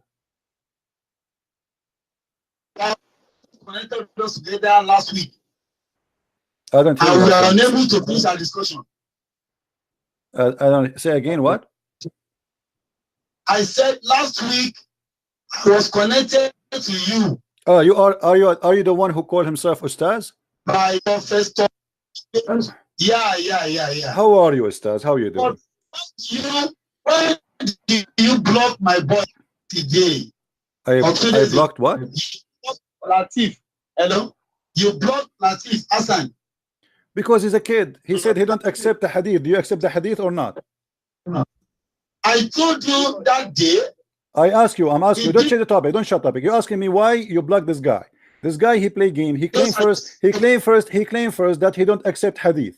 Do you agree that a Muslim can be a Muslim without accepting hadith? Yes or no? I will do to be accepted. It has not contradict the Quran. No, my friend, he did not say that. He said he don't accept the hadith. Anyone, he said I don't accept the hadith. He didn't tell you that. Okay. Okay, let me ask you. Okay, let me ask you. As long it does not contradict the Quran, I will go with you. Your prophet, he said the sun set in a murky water. Do you agree with that hadith? Is that what?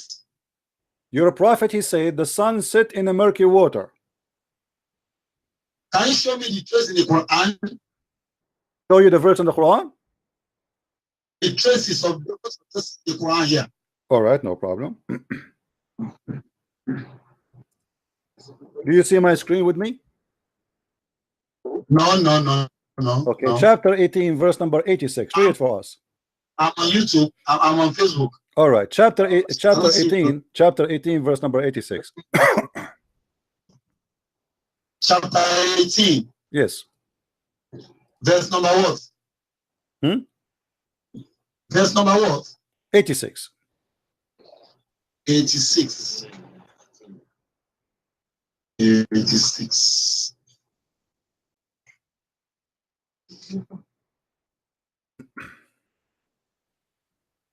Don't always run away from the. Sorry? Hello? Yeah. Why do you always run away from the Bible? Don't change the topic. Let's finish what we are talking about. Read the verse. I said, why do you always run away from quoting the Bible? My friend, nobody is running away. You are the one is running away from quoting the Quran right now. You are the one is running away from quoting the Quran. You ask me where it says the sun set in the murky water. I gave you the verse, and now you are running away, changing the topic. It is you who's running away. Read the verse for me. I will read the version. Okay, go ahead. And I'm not asking you. Nobody is running away, and I will show you. I will get you busted.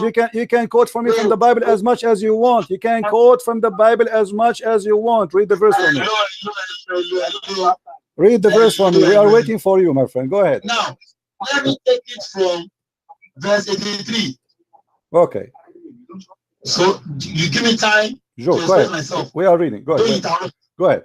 Now, the Quran said from Allah, not Muhammad said.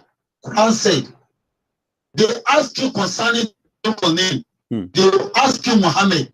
Allah is telling Muhammad that they ask you about Dhul in. Say, tell them, I will re-ask to you something of his story. Tell them that God will tell me about Zulqarnain. Okay, who is Zulqarnain?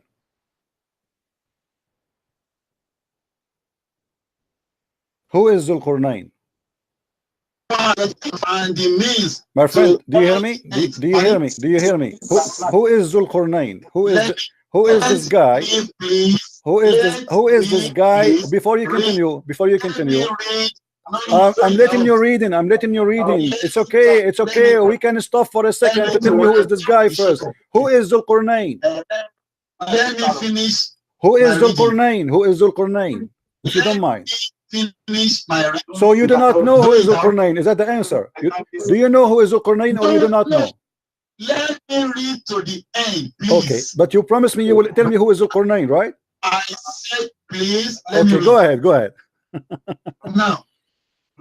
Now said, surely we established his power on earth. Okay. And we gave him the ways, means to all ends. 85. One such way he followed. 86. Until he reached the setting of the sun, he found it set in a spring of murky water. Near it he found a people. We said, don't condemn. You have authority either to punish them or to treat them with kindness. He said, whoever does wrong, him shall we punish. Then shall he be sent back to his Lord, and he will punish him with a punishment unheard of before. But whoever believes and work righteousness, he shall have a goodly reward, and easy will be his task, as we order it by our command. So what are you asking me? My friend, you are very funny. I asked you why your God, he said, I asked you where your God said the water sit in the murky water. So you read the whole chapter, and now you're asking me what I'm asking you. So I was asking you two questions now, because you are the one who started reading from verses. Let me tell you what I'm asking you. Don't cut me. You see, you asked me to let you finish, and now you said to me, what are you asking me? Let me tell you what I'm asking you. First of all, who is Zulqarnain? Number two, how your God say that the sun sit in the murky water? The mic is yours. Who is Al-Qurnayn and how the sun sits in the murky water? Go ahead. Zulqarnain is a messenger of God. Who is he? People. Who is he? To one day, yeah, a messenger of God. Who is he? Messenger of Allah. Who is he? Where he was? What is his language? What is his location? What his name? Who is he? I don't know his location. Okay, do you know what I don't know Al-Qurnayn? his location. Do you know what Al-Qurnayn mean? Do you know what Al-Qurnayn mean? Zulqarnain. Yeah, what Al-Qurnayn mean? Show me in the Quran the meaning. I'm asking you. You are the scholar. You call yourself Ustaz. So let us say I am a person from Nigeria. I'm a person from Nigeria, and you are the Ustaz. So if you one of your students call you Mr. Ustaz, which means you claim to be a teacher, who is Zulqarnain and what Zulqarnain mean? What you will say to him? I've told you, Zulqarnain is a messenger of God. Who is he? Who is he? We got. He is a messenger of God. He in which nation? What language? What his name? Zulqarnain. Do you know what Zulqarnain mean? Meaning of what? What Zulqarnain meaning? The meaning in Arabic. What Zulqarnain mean? I don't know. You do not know, so you call yourself Ustaz. Zulqarnain mean the guy with the two horns. Let me teach you the one you call yourself Ustaz, which means you call yourself teacher and master. Zulqarnain. Let me answer you. Let me answer you, Nigerian boy. Boy, you are no Ustaz. You know nothing. You just said I do not know. So let me teach you. Zulqarnain in Arabic. Shut up. Let me answer you. Zulqarnain. Shut up. Let me talk. You do not know. You just said you do not know. Zulqarnain means. Let me talk, man. You don't act like a kid. You said you do not know. I know. Zulqarnain means the guy with the two horn. Why he was called the guy with the two horn? Do you know? Where is it written in the Quran? It's in here in front of you. Zulqarnain. This is what Qurnain mean. The guy with the two horn. Where in the Quran written that the meaning? It's in the front of you, you idiot. This is what the word mean in Arabic. Zulqarnain. This is what Al-Qurnain mean. This is what Al-Qurnain mean. I said, where in the Quran you found the meaning of my friend, this is the Arabic word. The Qurnain mean two horn. Are you stupid or what? In Arabic, the word Qurnain. Don't tell me what is the meaning. This is what it says. The Quran says. The Quran says the guy with the two horns. This is not a name, you idiot. You see, you claim to be a teacher, but you are a certified liar. Al-Qurnain in Arabic. Okay, let me show you. If I show you. What Al-Qurnain mean? I'm asking you. You claim to be a teacher. What Al-Qurnain mean? From the Arab word. Yeah. And what the word mean? And what the word mean two horn, correct? Is it an Arab man? Yes. How do you define? Otherwise, hold on. It is an Arabic word. I don't care what it's an Arab. Is an Arab man or not. The word is Zulqarnain, mean the guy with the two horn. Yes or no? Ibrahim is an Arabic word. Ibrahim. Abdul, listen, Abdul. I'm asking you now. I'm asking you. Shut up, you coward. Why Allah call him the guy with the two horn? Do you have an answer? I said you are a liar. Zulqarnain was never an Arab man. I am not saying he's an Arab. This is Alexander the Great, you idiot. This is Alexander the Great, you donkey. This is Alexander the Great. This is not an Arab. I am not saying he's an Arab. I am saying Zulqarnain is an Arabic word. Stop, donkey. Listen, donkey. Ustaz donkey. Listen, Zulqarnain. Okay, let me get you busted. What interpretation would you like me to read for you? What? Who? I said, is Zulqarnain an Arab man? No, this is Alexander the Great. You telling me now Zulqarnain means man with two horns in Arab word? I said in Arabic the word Qurnain mean the guy. Zulqarnain mean the guy with the two horn. You are a liar. I am a liar. Okay, I challenge you. Which interpretation you like me to read for you? What interpretation you like me to read for you? Wikipedia is not an Arab word. I ask you, what is the interpretation you like me to read for you? So that you gave is lie. I'm asking Abdul, what's wrong with you? Why you are scared? What interpretation you like me? What interpretation you like me to read for you? Stop playing games. Hello. You don't even know what I was talking about. I asked you a question. Is Zulkarnain an Arab man? He said, no. You are not given Arab meaning to what you don't even have. Abdul, is the Quran in Arabic or it's in the Greek? He said what? Is the Quran written in Arabic or written in Greek? It's Arabic. Okay. Is Zulkarnain a name? Is Zulkarnain is a name or description? Is Zulkarnain, shut up. Is Zulkarnain, shut up. Is Zulkarnain a name or description? Shut up. Let me talk. Now, Zulkarnain is as, look at Abraham. Abraham was a Greek. Don't change the topic, Abdul. Don't change the topic. Is Zulkarnain a name? Is Zulkarnain a name or description? Is Zulkarnain a name or description? Zulkarnain was not an Arab man, and you know it. The name was coined from his original name to Arab man. So if you can get the original name of Zulkarnain, okay, hold on. I want to ask you. You claim to be Ustaz. What is the reference of what you are saying? That Zulkarnain is the name of the guy. Thank you. I said Zulkarnain was coined from his original name, unlike Abraham. That's it. Abdul, when you mention something to me, I would like you to give me a reference. Where is the reference of what you just said? Can you give me a reference? Thank you. In the Bible or in the book of Moses, Abraham was a prophet of God. So, meaning of Abraham we know to the Hebrews. Ibrahim is the coined one in Arab world. Abraham was never an Arab man. Abdul, are you stupid or what? Why you are changing the topic? What Abraham have to do with our Qur'an? Stop being a liar. Let me get you busted. This is Tafsir at-Tabari. Everybody will laugh at you. You call me, you're asking your destiny to be destroyed. Here we go. This is, shut up, you idiot. This is Tafsir at-Tabari. Zulqarnain is a guy who is a guy with the two horns. Shut up, potato. Coward. Read with me and laugh. Big mouth. Coward. Listen, coward.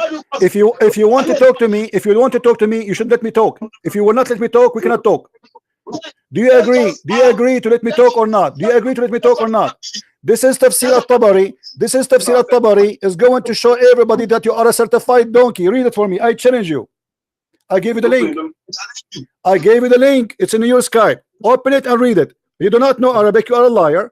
And this is at-Tabari saying that Zulqarnain was given that description because they did beat him twice in his head. Read it.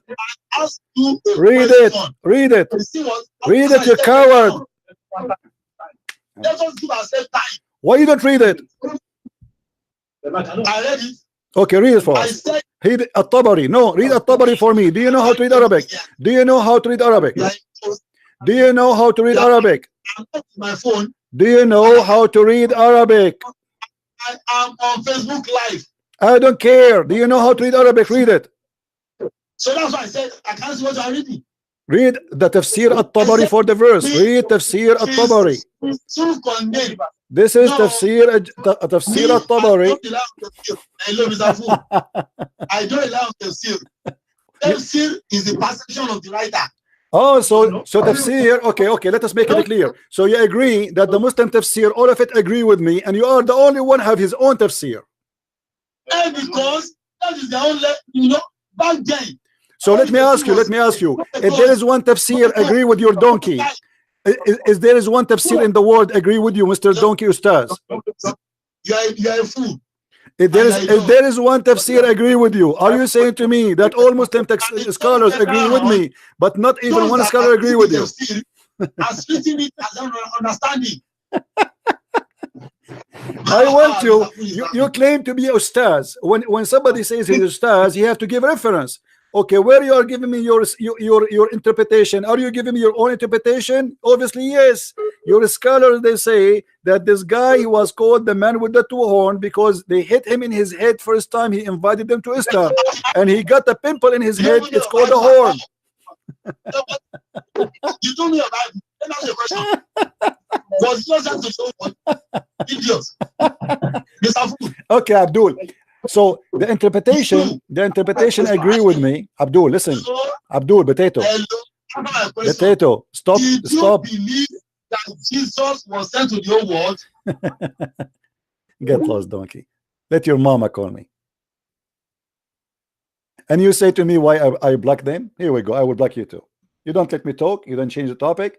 You are a coward. You are a potato. You do not know how to speak Arabic, and you don't agree with your scholars. And now you claim that you have your own interpretation, and you claim that Zulqarnain is a name, and not even a single Muslim in the world agree with that. Zulqarnain, this is what Arabic mean, the man with the two horn. You are a certified donkey trying to fool, scam the Nigerian people. We talk about Zulqarnain, you start talking about Abraham. We talk about the sun sitting in murky water, he start talking about Jesus. Potato, potato. So you say to me, why you block that idiot? He's idiot like you, liar like you. He said he don't accept the hadith. Not hadith contradict the Quran. And by the way, all the hadith contradict the Quran, because the Quran contradicts itself. However, if we show you a hadith not contradicting the Quran, you don't accept it. If we show you a hadith contradict the Quran, you accept it. As an example, mut'ah.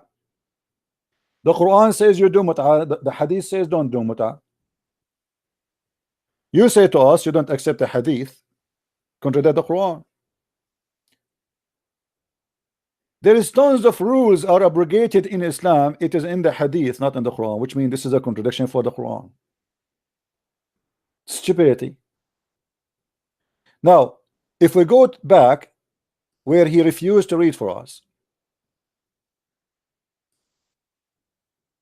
and you see he asked me to read 10 verses before and 10 verses after, but he did not answer the question how Zulqarnain, the guy with the two horn, found the sun setting in murky water.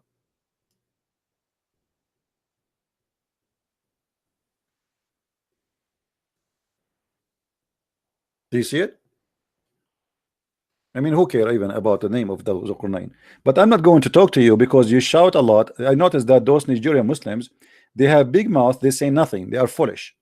They will not let you talk, and they are like a talking machine, blah blah blah blah blah, and they say things which is against their cult. When I say something, I show reference, I put it in the screen, everybody read with me. I say Zulqarnain is a guy who got hit in his head first time, and he was killed, and he got the first horn, and then he came to invite his people again to Islam. They hit him again in his head, and he got the second horn. Zulqarnain, as a word in Arabic, mean the guy with the two horn. It's not a name, you eat the donkey.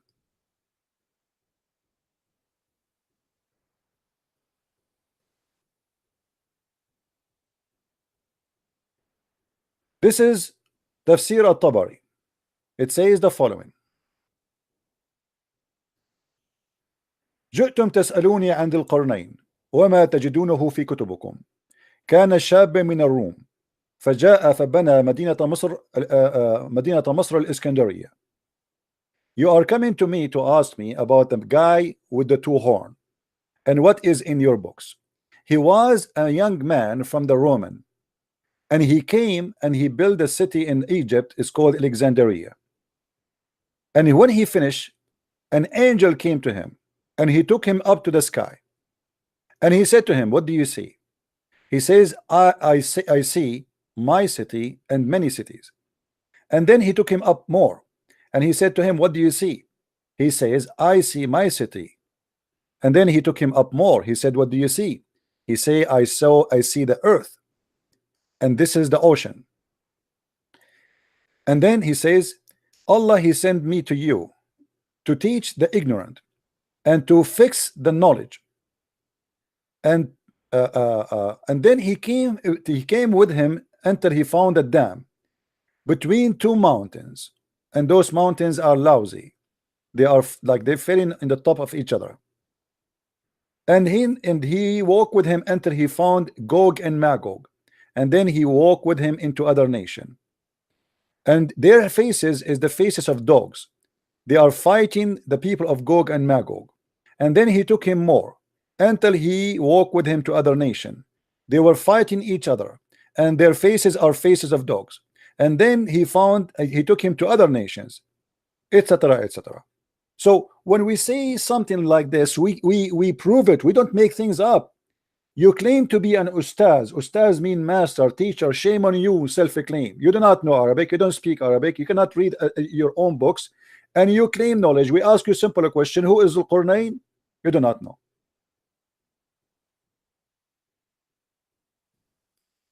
You do not know.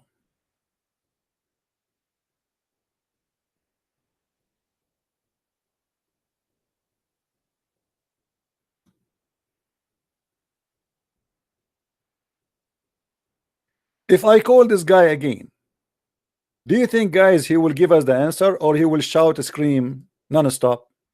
He will shout, scream.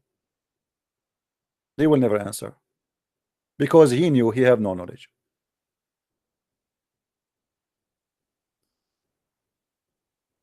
Let us laugh.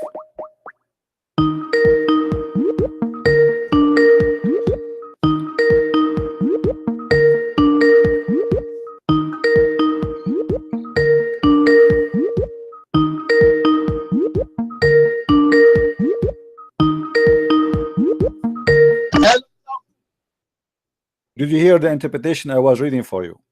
Mr. Idiot, why do you block me? Did you read the interpretation I was reading for you, Abdul? I didn't even read anything. Why do you block me? Are you there? Are you there? Why do you block me? Why do you block me? No, you are not allowing me to read. I have to stop you so I can read for you. I was reading for you. So did you see my reading? I don't even see it. Okay, now I want you to read for me the interpretation I gave you, please. Which one? I gave it to you in Skype. Open the link and read it, please. I don't have it here. I'm not with my phone. You don't have Arabic in your phone, so do you know Arabic? I don't have my phone with me. Okay, I'm asking you. Do you know Arabic? Do you know my friend? I'm asking you. Do you know Arabic? He hang up. He don't know Arabic. He is teaching Islam, and he claimed that he is a master in Islam, but he do not know Arabic. Let me call him again.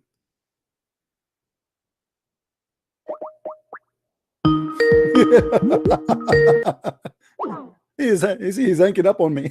The second I said to him, do you know Arabic? Insist to know Arabic. He hang up, because this is very embarrassing. His guy, he is making himself equal to Zakir Naik. Zakir Naik do not know Arabic. Didat do not know Arabic, and this donkey do not know Arabic, and yet they claim to be scholars. How in the world you claim to be a scholar but you do not know Arabic? How you can read your books? And you see, now I am calling him, he is hanging up, the coward. Very embarrassing. See, he's hanging up.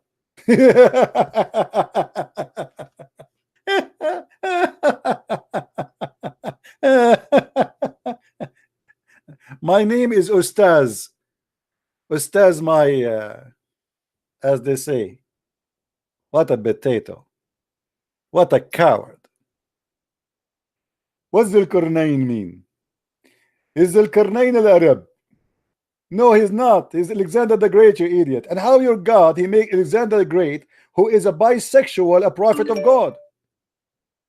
Alexander the Great is a bisexual. Allah, he chose a bisexual to be a prophet of Allah, and he found the sun set in the murky water. Isn't it? This is amazing.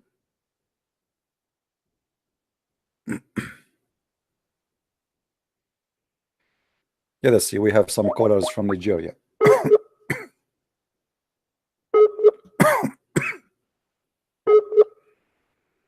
Who's next?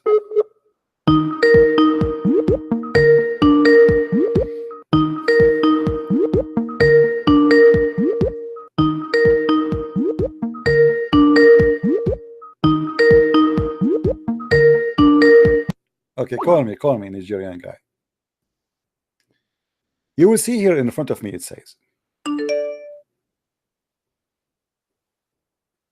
حدثنا ابن حميد قال حدثنا حكام blah blah blah blah blah blah blah blah. It says from.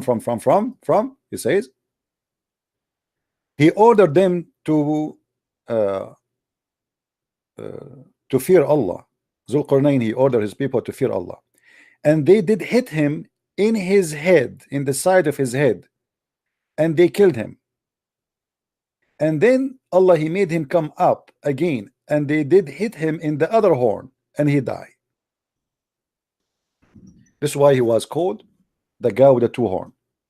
Here it says, فَدَعَ قَوْمَهُ إِلَى اللَّهِ. So he invited them to worship Allah. They hit him in his horn, and he died, and Allah brought him back again to life. And then he invited his people again to Allah, and they hit him again in his horn, and he died. And this is why he was called the guy with the two horn.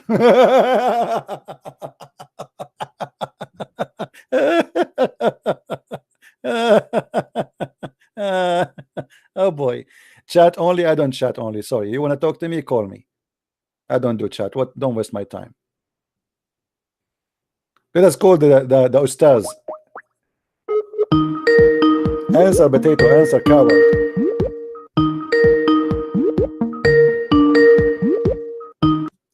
He will not answer, see? That's it. He called me back. He thought maybe he can, you know, gambling.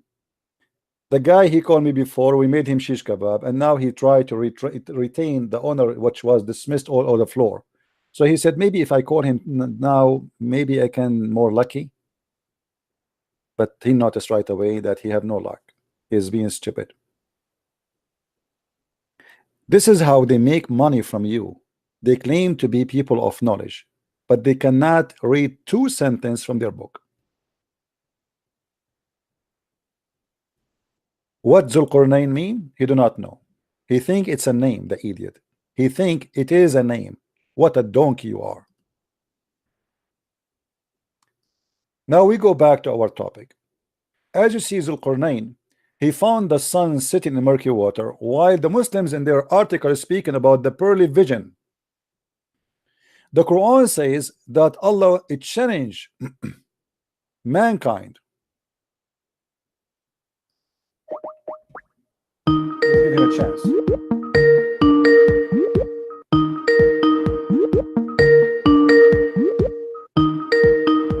Answer, Abdul, answer.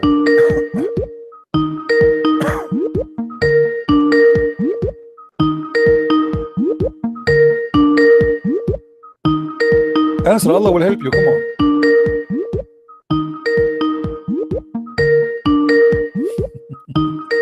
Ustaz.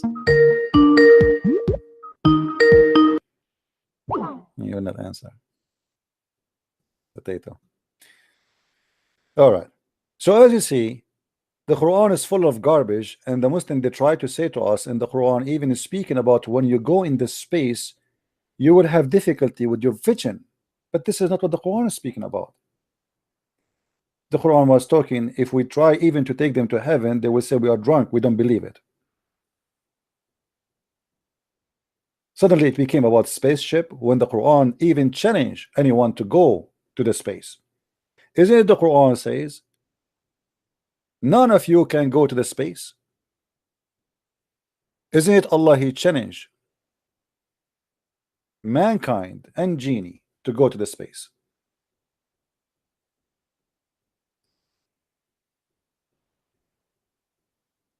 Let us see.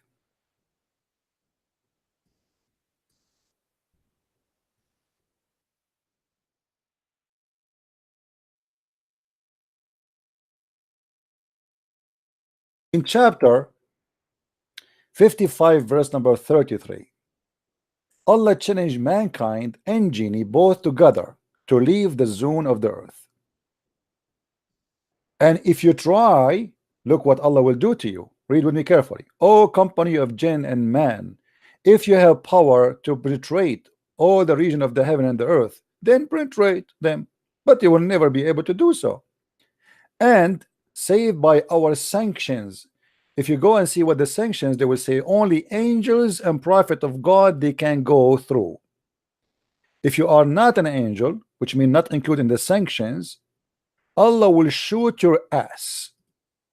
There will be sent against you both Both who? Mankind and genie who tried to go out of the zone of the earth. A fire and the flesh of brass, and you will not escape. Do you see it? This is what Islam is about. The Quran deny and says nobody can leave to the space. And if you try to leave the space, Allah will shoot you. So what the Muslim talking about the speed of light, spaceship. If you go in the space, you will have a difficulty with your vision. All this fabrication. When the Quran obviously is nothing but a fairy tale book. The same as we asked this guy who claimed to be Ustaz about Zulqarnain, who found the sun set in the murky water. Your God did not even know where the sun set. The sun doesn't set anywhere.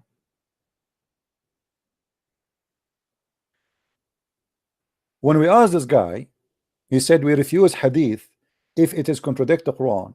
Well, the Quran said the sun set in the murky water.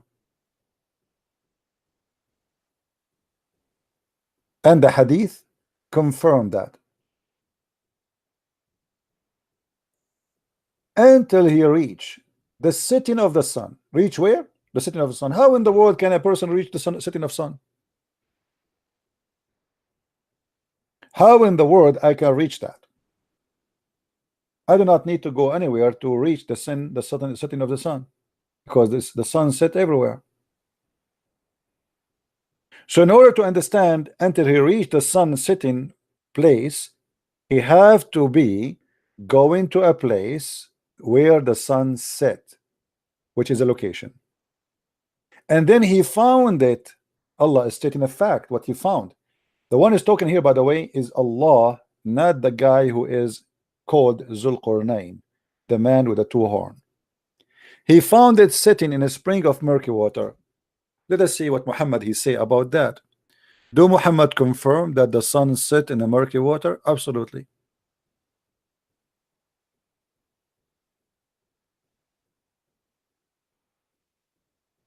Read it. I was sitting behind Allah messenger,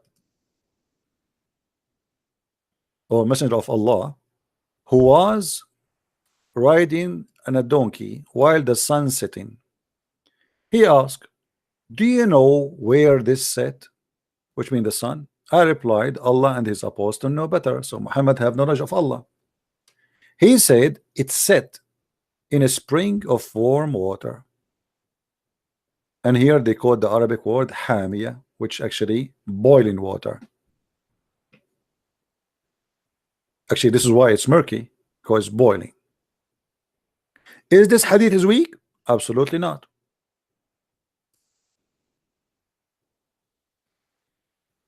Sahih. Is that a contradiction for the Quran? Absolutely not.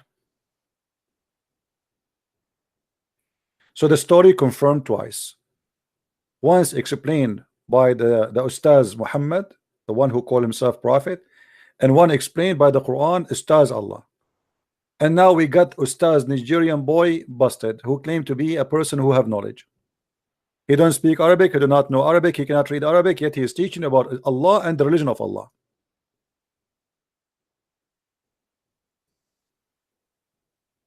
And look how many times I tried to call him, he will not answer. He went offline now to save his ass from more embarrassment.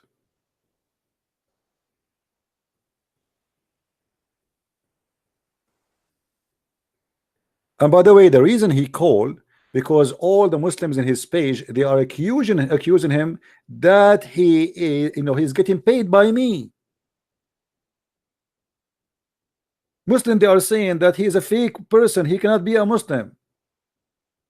People, they are saying to me that this guy you brought is a fake scholar, he is not a Muslim.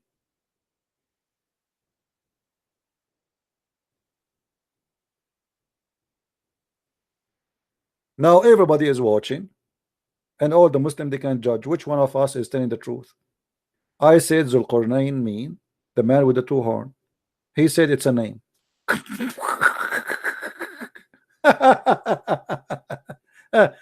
His father, he called him the guy with the two horn.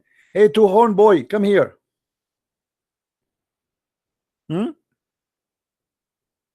Actually, I saw a Chinese movie that a kid, he have a horn in his head, and when you hit him in his head, he turned like to be like the devil.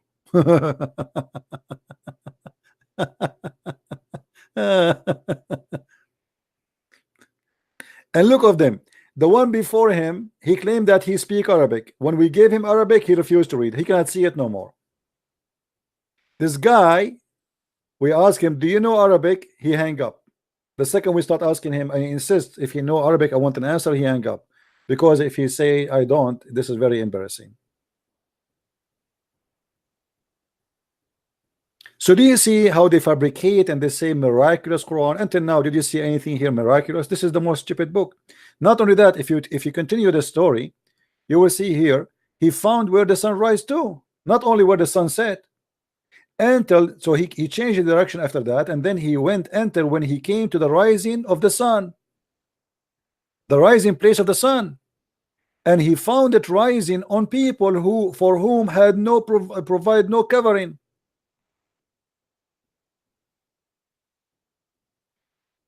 He found the rising place of the sun. Are you sure? Where is that location? Any Muslim tell me where is the rising place of the sun?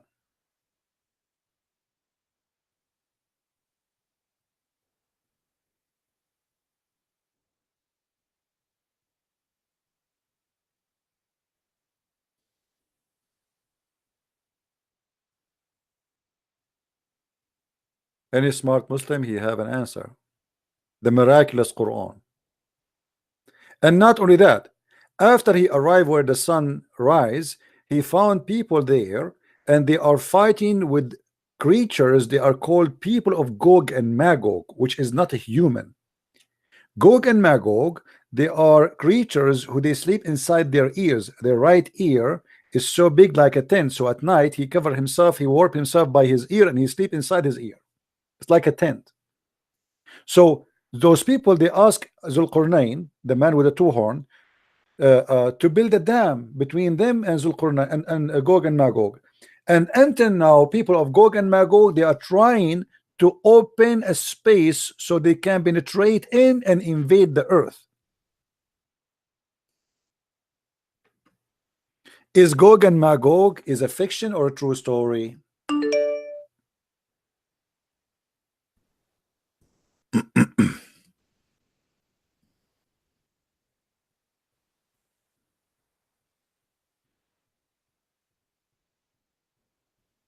Hmm?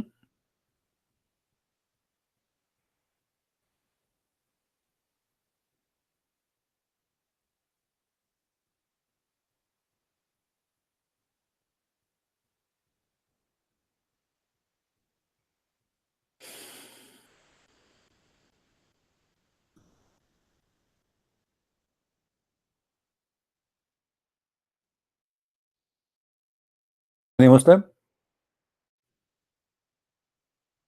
If I show you the story of Gog and Magog from the mouth of Muhammad, you will die laughing. Let us search for some stories about Gog and Magog.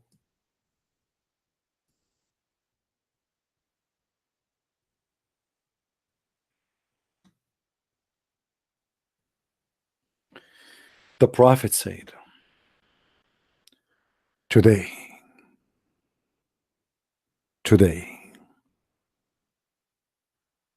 the wall, the barrier of Gog and Magog has been opened so much. Oops, oops, oof, oof, oof, oof, oof, oof, oof, oof, oof.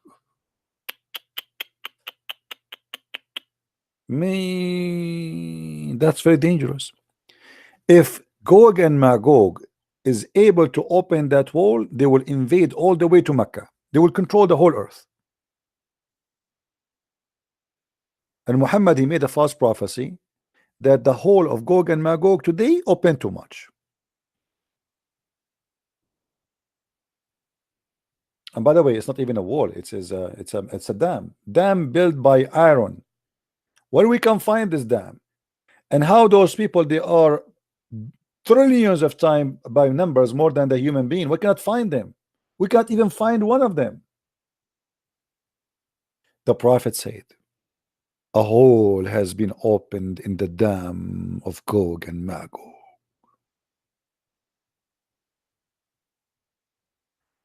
And he made the number 90 with his fingers. Oof. Which is like a small size. This is a big hole. That's dangerous. You see it?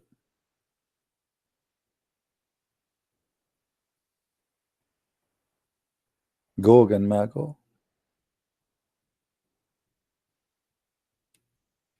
Muhammad here is making a prophecy. He said, today an opening of the size of this size, and he made small in his finger size, been made in the barrier restraining Ya'juj wa Ma'juj, or Ya'juj wa Ma'juj.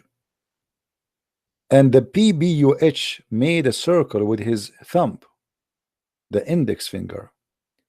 I said, oh Allah Messenger, shall we perish while still there will be righteous people among us? The Prophet said, yes, when wickedness prevail. You are the master of wickedness.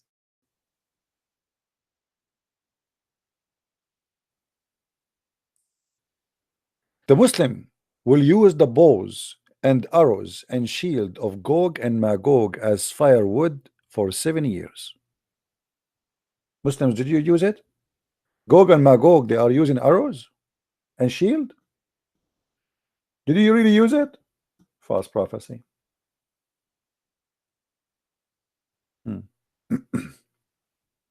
Look how much fiction Muhammad, he learned stories from the Jews and people around him, and he add them to his books, and then he promote them to scare people with fictions.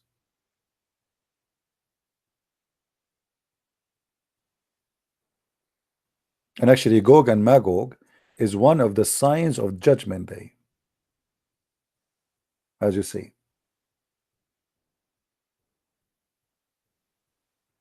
All those speaking about Gog and Magog.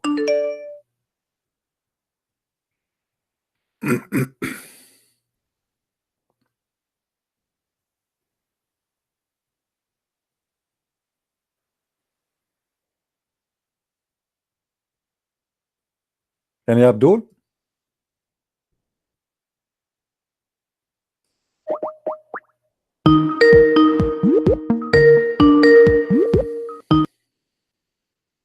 Yeah, hello. Yes. Yeah, I've just come on your show just to discuss about Islam. All right. So you're a Muslim, my friend? Yeah, I'm a Muslim, yeah. Okay, what do you think about the Muslim? They claim that Quran is full of miraculous stuff. Yeah, that's true. Like what? There's many things, like for example, in the time of the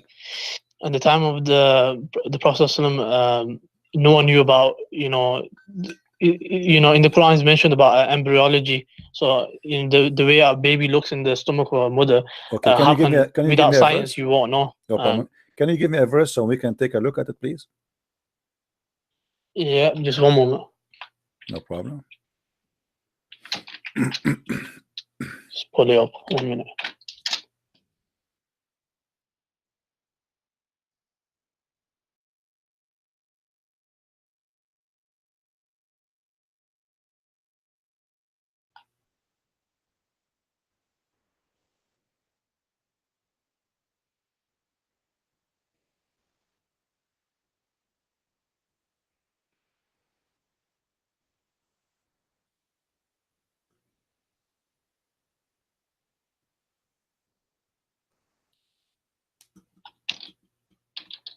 Do you want me to help you? I can help you. Go to chapter 23, verse number 14. Yeah. Okay, so this is the one you are looking for, right? Yeah, that's the one, yeah. Okay, so read it for us, please. What it says. Which one? Chapter 23, verse 14. You said this is the one you're looking for. Yeah, so he says that ثم خلقنا النطفة. So he created the sperm drop, and then the sperm drop was yeah. So he made the sperm into a clot of congealed blood. Then of that clot we made a lump. Then we made out of that lump bones and clothed the bone and with flesh. Then we developed out of it another creature. So blessed be Allah, the best to create, to best to create. So this is the science now. This is science for you. Yeah, that's definitely science. How? The way Allah described it of the, what do you call it, the lump in the mother's belly. The way it was exactly perfect as It's really a perfect. leech. So according to you, science agreeing that sperm became a blood.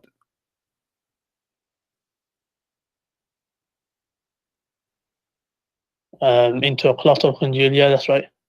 What science says that? Can you show me any reference?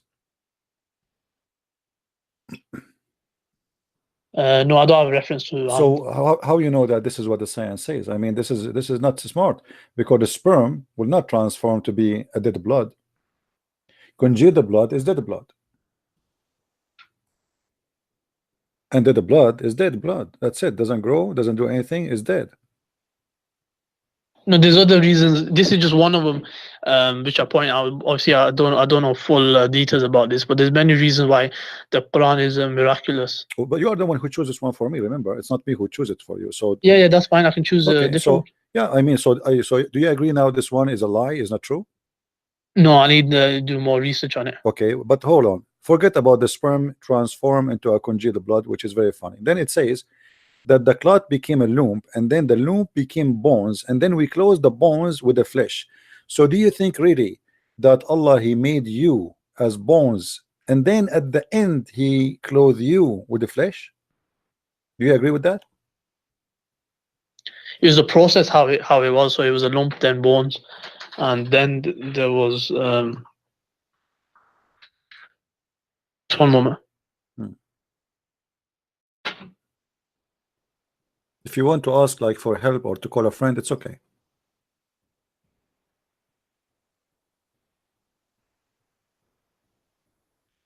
Yeah, could you say that again? I'll just get busy. So according to the verse, I don't know if you can see my screen.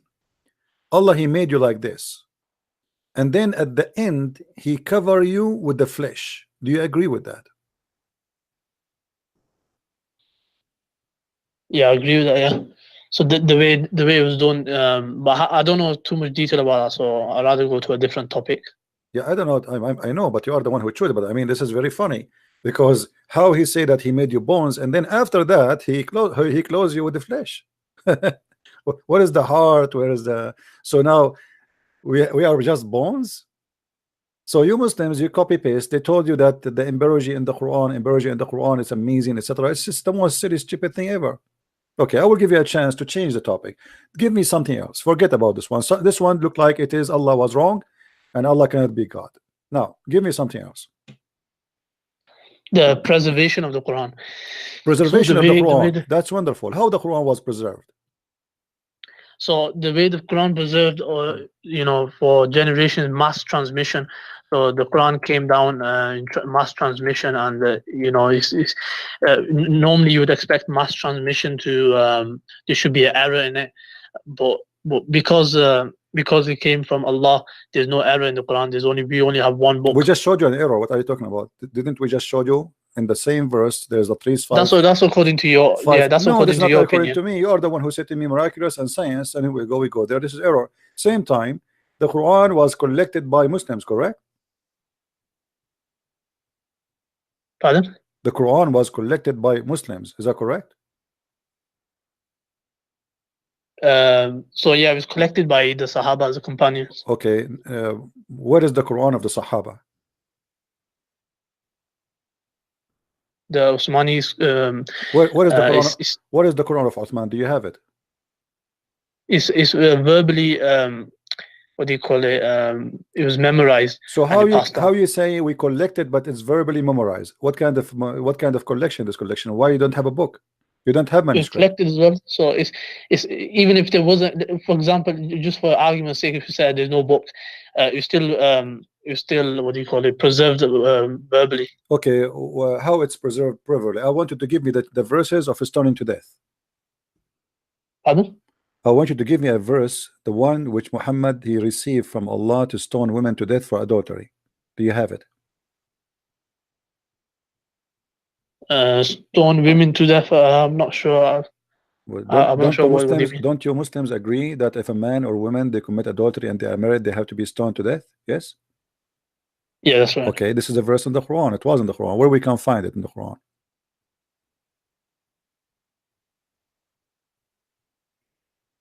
I'm not sure what you're referring to. Are you talking about the hadith where it comes in the hadith? No, this is a verse. This is a verse in the Quran. Quran used to have verses of stoning to death. Verses about a breastfeed for adult. Many verses are gone in the Quran. We cannot find them.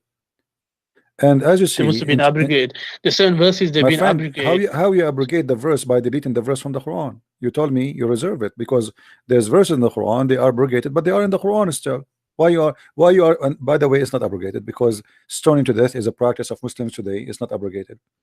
So what do you mean? No, there's certain verses in the Quran, what do you call it? They were the certain verses they abrogated. The certain verses Allah can take out anytime. That this is a period when the revelation was coming. It's not that we can do it now. This was a period when Allah was sending the revelation. Did Uthman burn other Quran when he collected the Quran, as you claim? Yep. Okay, how the Muslim preserve the Quran but they burn the Quran? So what he did was there was it's because the Quran came I think it was 7 dialects. So the Quran came in different dialects. So people were getting confused. So what he did, he compiled all the dialects into one book. So it makes it easy for people. Okay. So you are saying to me, Allah he caused people confusing by sending 7 dialects, and it was a mistake, and Uthman he corrected Allah. No, it wasn't a mistake. So why they are confused then?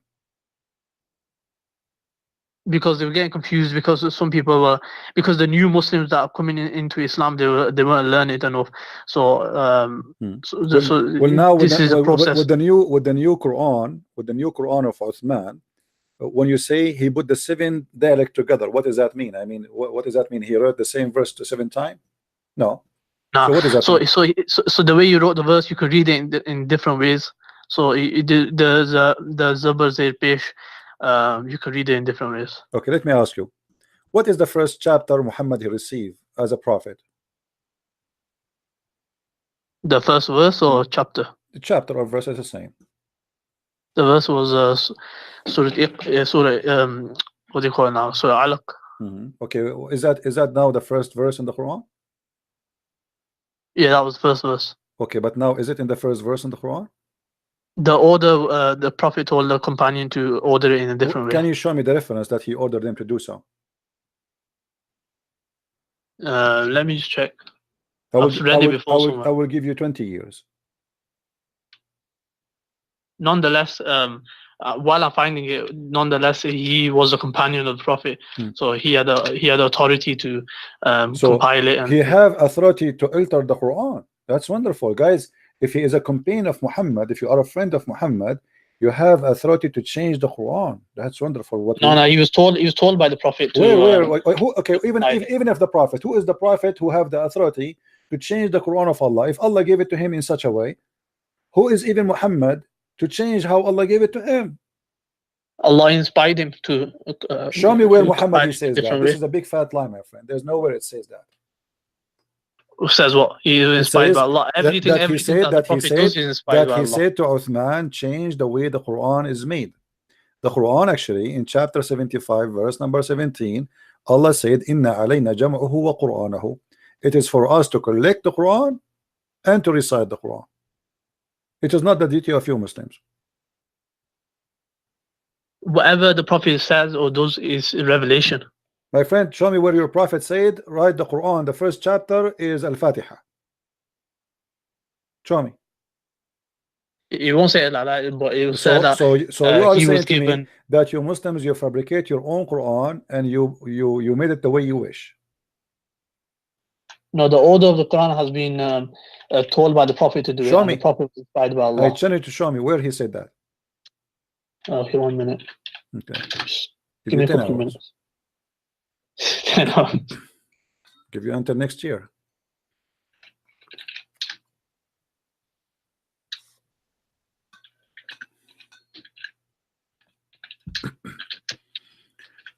Do you like to call Sheikh Hamza or Ustaz Jama'a from Nigeria or Zakir Naik or anyone? What do you like to call?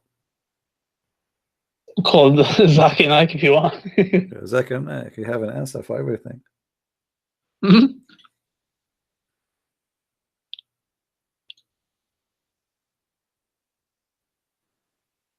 Shall I take a nap and come back later? Yeah, take a nap. You are funny, by the way. You will not find it, my friend. There's no such a thing. There's no such a thing. Quran never been preserved. It's a big fat lie the Muslims they claim.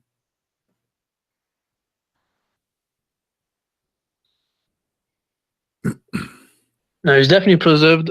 Just need to find it, and maybe I can send in the comment section. Maybe if you want. Show me. You can send me if you have something. Even I will put it in the screen if you have. Muslim, they keep, you know, they copy paste, but all reference prove that the Quran never been preserved. Never. Actually, all reference says the opposite. I can show you tons of reference saying totally the opposite. Yeah, it says here, the present arrangement of the Quran is not the work of later generations, but was made by the Prophet ﷺ under God's directions. Where? Whenever a chapter was revealed, the Prophet ﷺ someone describes to whom he carefully dictated his contact and instructing them where to place his revelation. So what he did was, when the revelation came, he told them where to put it. Okay, so you have the Quran of Muhammad or Quran of Uthman? What Uthman did, he when he was in the seven dialects, he made it into one book. But your prophet, he said the people cannot handle it with one dialect. Yeah, so the same people, they could still read from the same book, but it wasn't confusing. So the people So weren't saying let us that. make it clear. Same Pardon? people, they need 7 dialects to understand the Quran. Many nations, they cannot understand from one Quran. I mean, how funny that is. So Arab who speak Arabic, they are in a small village, a small town is called Mecca. Still, they need 7 Quran to understand the Quran. But people from India, they could understand it. They couldn't recite it because of that the tongue, the way the tongue. The what tongue? They are the same people. What are you talking about? We are Arab. We are the Arab, and we are the same people. So why we need 7 Quran? If the Arab needs 7 Quran in order to understand the Quran or to recite the Quran, a guy from Pakistan, how many Quran he need? It wasn't the 7. No, it wasn't the 7 Qurans. It was 7 dialects of certain words. No, it was 7 words they couldn't Quran. 7 pronounce. dialects. It means 7 Quran, my friend. The word is different. The whole thing is different. Let me show you. You said to me that the Quran was preserved. That the Quran says the Quran never been preserved, and even Allah actually himself, he caused you to forget the Quran. Isn't it Allah in the Quran? He said that we cause you to forget the Quran. He did what? Cause you to forget the Quran. Yeah, he caused the Prophet to forget the Quran because Why? that was the basic. That's one way of obligation. Why? Because certain things they weren't needed, so he was taken back. But there's many verses in the Quran are not needed. Why Muhammad memorize them? Actually, more than 80% of the Quran is not needed. Read me carefully. It says, none of our revelation we abrogate or cause to be forgotten, but we substitute something better or similar. What is the wisdom of that? Well, what do you mean? This is the way Allah wanted to do it? What do you mean? It says here that he will cause you to forget to make something similar. So what the point? So let us make it simple. I will say now, I will make you eat shish kebab. Now I will make you forget what I just said to you, and I will say again, I will make you eat shish kebab. So why I made you forget the first sentence if it's the same as the second sentence? No, so why was Allah revealed a revelation for that moment, and then he abrogated it and he replaced it with something better or something similar. So you are saying to me, okay, did you say, aren't you the one who said something better or similar? Did you say better or similar? Yeah, that's what I Okay, said. how the Quran can be better than the Quran? It was a ruling. It's talking about the revelation, the ruling, whatever it is, the Okay, ruling was. so you are saying to me that Allah, he is fixing some mistakes he did, so he is going to give us something better. So he gave us a rule, and then he noticed that those rules are stupid, so he decided to make it better. No, that's not true. So what better mean? What happened was, so what he did was he revealed the revelation, and then that revelation fitted for that moment only. So then he for example, one of the rulings, like for example, alcohol. So one of the rulings that you don't come to the salah with alcohol. So it was slowly by slowly. But the the ruling revelation of was coming. alcohol, he did not cause you to forget them. Here we go. Both of them, they are in the Quran. The Yeah, Quran but they says, were the verse itself was abrogated afterwards. my One friend, of the doesn't matter. verses. That's not what I'm saying to you. Here is talking about to be forgotten. What the point of making you forget something if you will make something similar or better? How is that can be? Why? He will cause you to forget. Why he want to cause you to forget?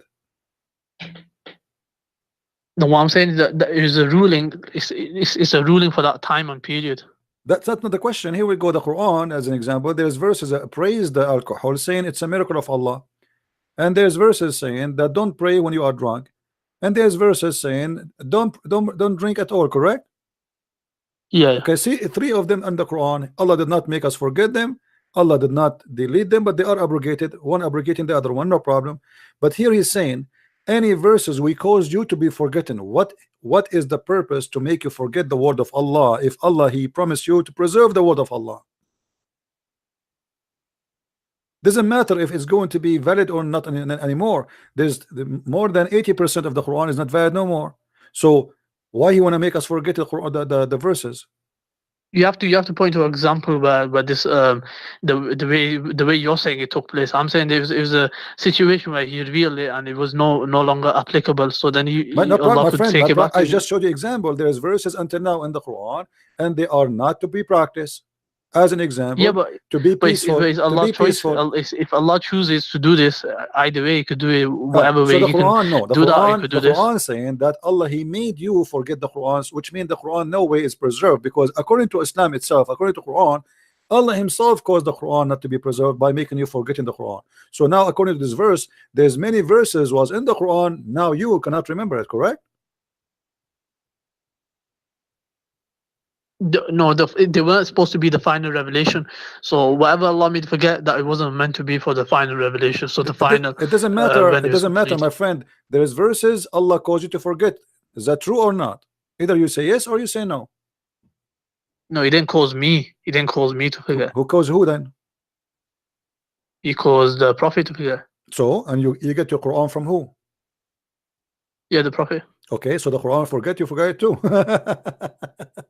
So now we have Quran which is missing, and Allah Himself He do not know, or let us say He caused you to forget them. Now let us see if the Quran is preserved. Do you know the story about the goat eating the Quran? No, what? The goat eat the Quran. Then the hadith that the goat that ate the Quran piece, that doesn't take anything away from Islam. Okay, so where is the verse of stoning to death? Here we go. The goat ate it, and now we cannot find the verse. Yeah, that doesn't take anything away from Islam. Allah allowed that. You Muslim, you say to us the Quran preserved, and there is verses of stoning to death and the breastfeed for adult 10 times. We cannot find them in the Quran. They were meant to be in the Quran. It's simple as that. Not meant to be in the Quran by who? By Mrs. Goat. Mrs. Goat decide that I'm going to eat them, so they will not be in the Quran no more. Otherwise, show me the verses. Show me where your prophet said, don't write the verse of stoning to death in the Quran. Show me where your God saying, don't write the verses of breastfeeding for adult 10 times in the Quran.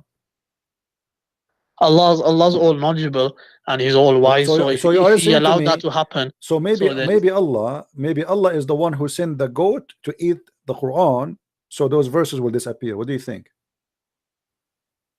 It was meant to happen that way, so that's how it happened. It's not like we can say Allah sent him. The goat was a messenger of Allah, and the goat ate the Quran as an order of Allah.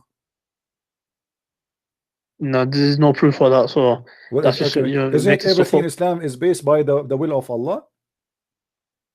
So you could say even the rape is by the will of Allah. Okay, so okay. But that So doesn't now make the any goat, let us sense. focus on the goat. The goat who ate the Quran, was it by the will of Allah or against the will of Allah? So Allah allowed that thing to take place. That's all He did. So He allowed the way He allows murder to take place, even though Okay. it's wrong. So now He Allah allowed that. allowed the goat to eat the verses, and He did not allow the Muslim to remember the verses. So He abrogated it. No, my So- friend. This is not abrogated. You Muslims until now practice stoning to death. What are you talking about? Until now in Islamic law, aren't you a Sunni? You are a Sunni or Shia? Sunni. Okay, Sunni and Shia, actually both of them, they practice stoning to death. So it's not abrogated. Can you tell me, can you recite for me the verse of stoning to death?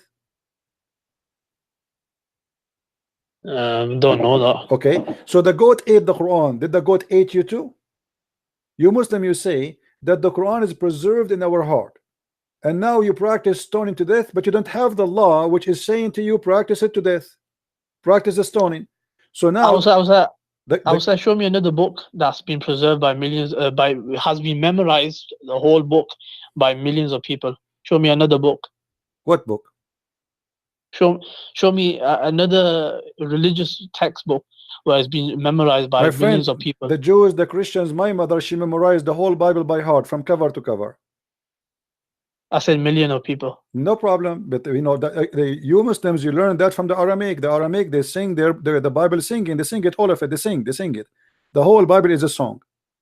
The whole Bible for them is a song. And Muhammad, the recitation of the Quran today is exactly what the Aramaic people, how they recite the Bible. As simple as that.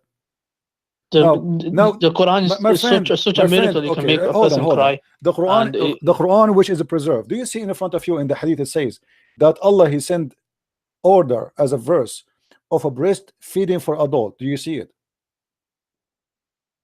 Yeah, I see that. Yeah. Okay, how in the world your God, if He's a true God, He order a woman to give her boobs to an adult man to suck it, and he is a stranger?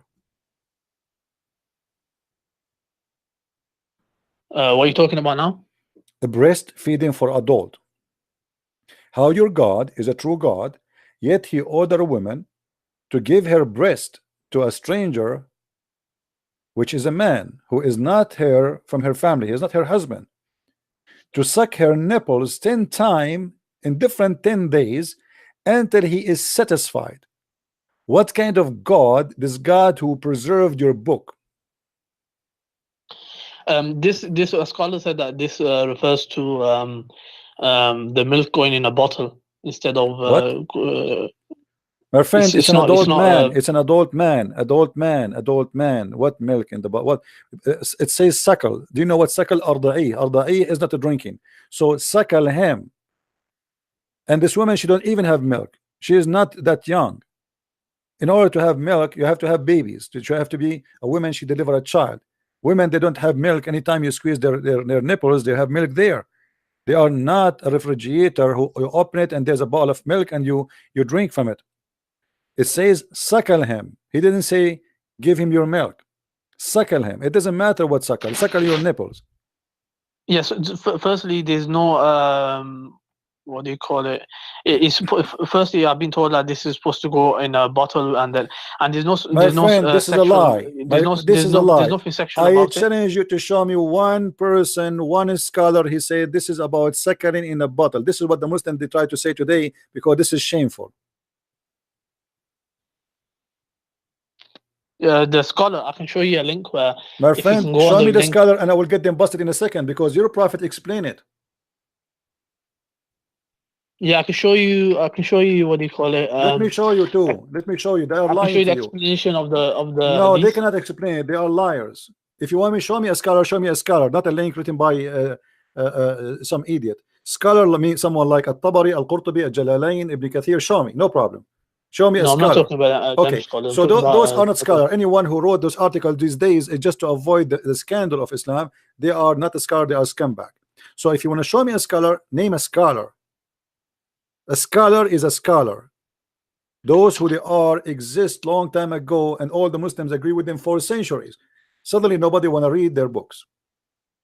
Now, No, this is a you're video a on prophet, Sunni defense. my friend. What's Sunni defense? Sunni idiot. Because you're a prophet, Sunni defense. my friend. You're a prophet. He explained it. The woman, he said to the woman, suckle him. Do you know what suckle him? Do you know what the word suckle mean? Like I said to you, it's supposed to go in a glass. My friend, don't tell me drinking from a bottle. At that time, even there was no bottle. Secondly, he said suckle him. Does it say the word suckle him, or it says different word? I'll post the link now. Just watch Don't the post video. any link. Read for me. Does it say in the front of you suckle him?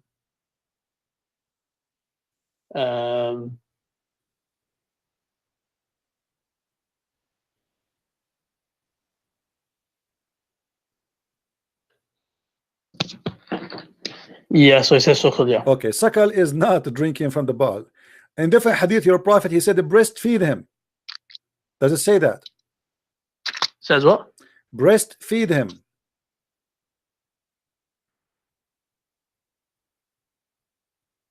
Yeah, breastfeeding. Okay. Yeah. So, so what the drinking from the bowl? And this is why the woman, she was going crazy. How I'm going to do breastfeeding for the guy and he's adult man? Otherwise, Muhammad, he said, don't worry, just give him a cup of milk and he would drink it. This is what I meant. He didn't say that. She said, how I'm going No, from to the one breastfeed interpretation him, is and he is a grown man. Huh? One interpretation goes in a cup. Secondly, it's not sexual because after this takes place, that person becomes a relative, so that person can never get married or You have can search intercourse or in the anything like that. internet. No, this is a big fat lie. There's no way. There's no Muslim scholar in the world agree that if a person suckle, an adult suckle, he will become forbidden. The forbidden in Islam but after suckling is only for an infant, not for an adult. This guy is an adult. So they are lying to you again, my friend. Yeah, anyhow. Okay, so now we notice that the Quran, which you claim is a preserved, is not a preserve. Did Aisha, she said that the chapter of Al-Ahzab used to be equal to the chapter of Al-Baqarah? What was that? Say it again. Did Aisha say that the chapter of Al-Ahzab used to be equal to the chapter of Al-Baqarah? I haven't read that before. I haven't read that before. Okay, I can show you a reference. Let me show you some reference. And what's the point of that? What was the point you're making? Well, the point is very simple. If the chapter of Al-Ahzab used to be equal to the chapter of Al-Baqarah, that means there's more than 200 verses are gone in one chapter alone. So when Aisha, she says such a thing, and you say to me that the Quran is preserved, that's a very silly statement. Where is that? No, that could mean anything. That could mean, if you look in context, you could say that could mean it's been abrogated by Allah. My friend, this is what Aisha, she said. It was in the size of etc. What abrogated? This is what they have. This is what they have. If you let me show you. Do you know Arabic? No, I know some words. Okay, no problem. Read with me carefully. You can. I will give you the link. You can translate in Google. All right. It says,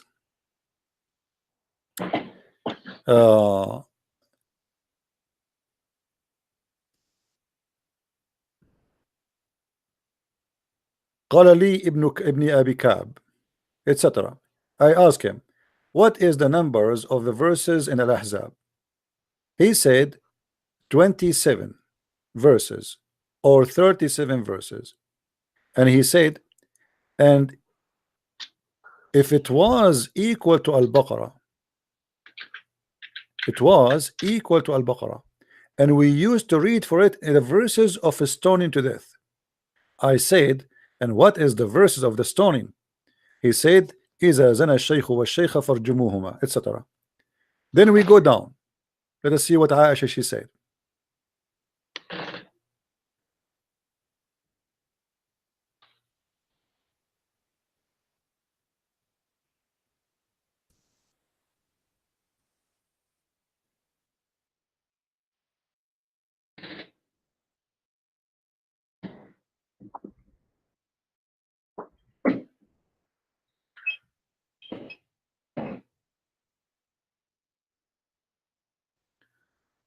Let us see. Here we go. عن عائشة قالت. عائشة, she said, كانت سورة الأحزاب تقرأ في زمن النبي صلى الله عليه وسلم 200 آية، فلما كتب عثمان المصاحف لم يقدر منها إلا على ما هو الآن. The Ahzab was in the time of the Prophet, which means until he died, 200 verses. When Uthman he collected his own Quran, he could not collect more than what he have today. What do you say about that? What's the reference? Here we go. This is the reference. Al-Itqan fi Ulum al-Quran by the Imam Jalaluddin Abdul Rahman Abu Bakr al-Suyuti, variant number 1, page number 662. Yeah, I don't know if that if that's Okay. reliable. I can give you at least 400 to 500 reference from Islamic books about the corruption of the Quran. That's totally incorrect. You won't be able to. I will not be able to. From Hadith, from Sahih Hadith. Well, those are lies. You won't be able to from Sahih Hadith. Okay, let us see if we can find from Sahih Hadith or not. The Hadith about the goat ate the Quran, was it Sahih or no? Yeah, that was Sahih, but I don't regard that as Okay. that was your interpretation, Okay. interpolation. Okay, let us go and see if we can find in Sahih Hadith any corruption for the Quran. Now, if I show you from Sahih Hadith corruption of the Quran, what you will do? There won't be any corruption. Okay, if I find you, let us make a challenge between me and you. If I find you from Sahih Hadith corruption of the Quran, what you would do, my friend? It's impossible. Okay, it's impossible, as you said, no problem. But if it is possible, what you will do? It's a scenario. It's like an impossibility. So you're telling me to say something about. As long it's impossible, so you will not be worried if you say I will leave Islam if you find it for me, right? Yeah, but I will never leave Islam, so because I'm certain about my faith. What do you mean? You just said it's impossible, so why you are worried? What's that? You said it is impossible to find corruption in the Sahih Hadith. Yeah, you won't be able to find corruption. In your opinion, it will be corruption, but what I'm saying, in my opinion, it won't be a corruption. It will be abrogation or something like that. Okay. So it doesn't matter even if I show you tons of reference from Sahih Hadith, you will not leave Islam, right? Yeah, I will never leave Islam because your interpretation will be totally different. You show it and then you'll say it means this, means this, means this, but it obviously won't be. It won't mean that. Okay. Let us see. You see my screen? Yeah, I can see it. Okay. Do you see here Omar saying, I swear by Allah, had it not been so that the people might say, Omar made an addition to Allah book, I would have written it there. He was going to write there what?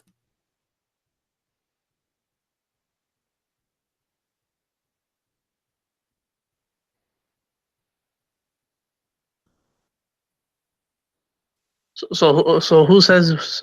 Omar is talking. He swear by Allah that there is something he would love to write in the Quran, but he's afraid that if you write, people will say he's adding something to the Quran. What he was going to write?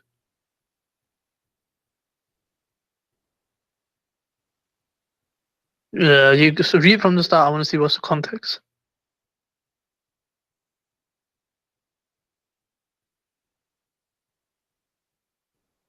And where is this narration?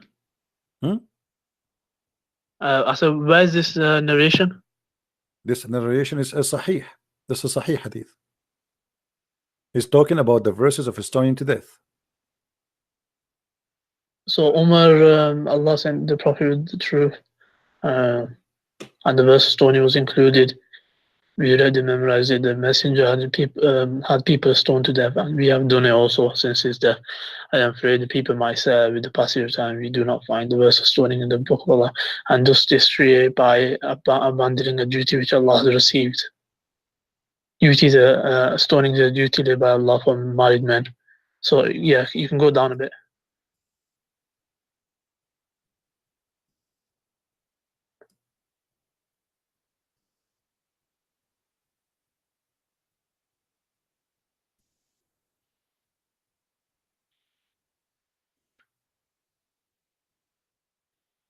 We read and memorized the.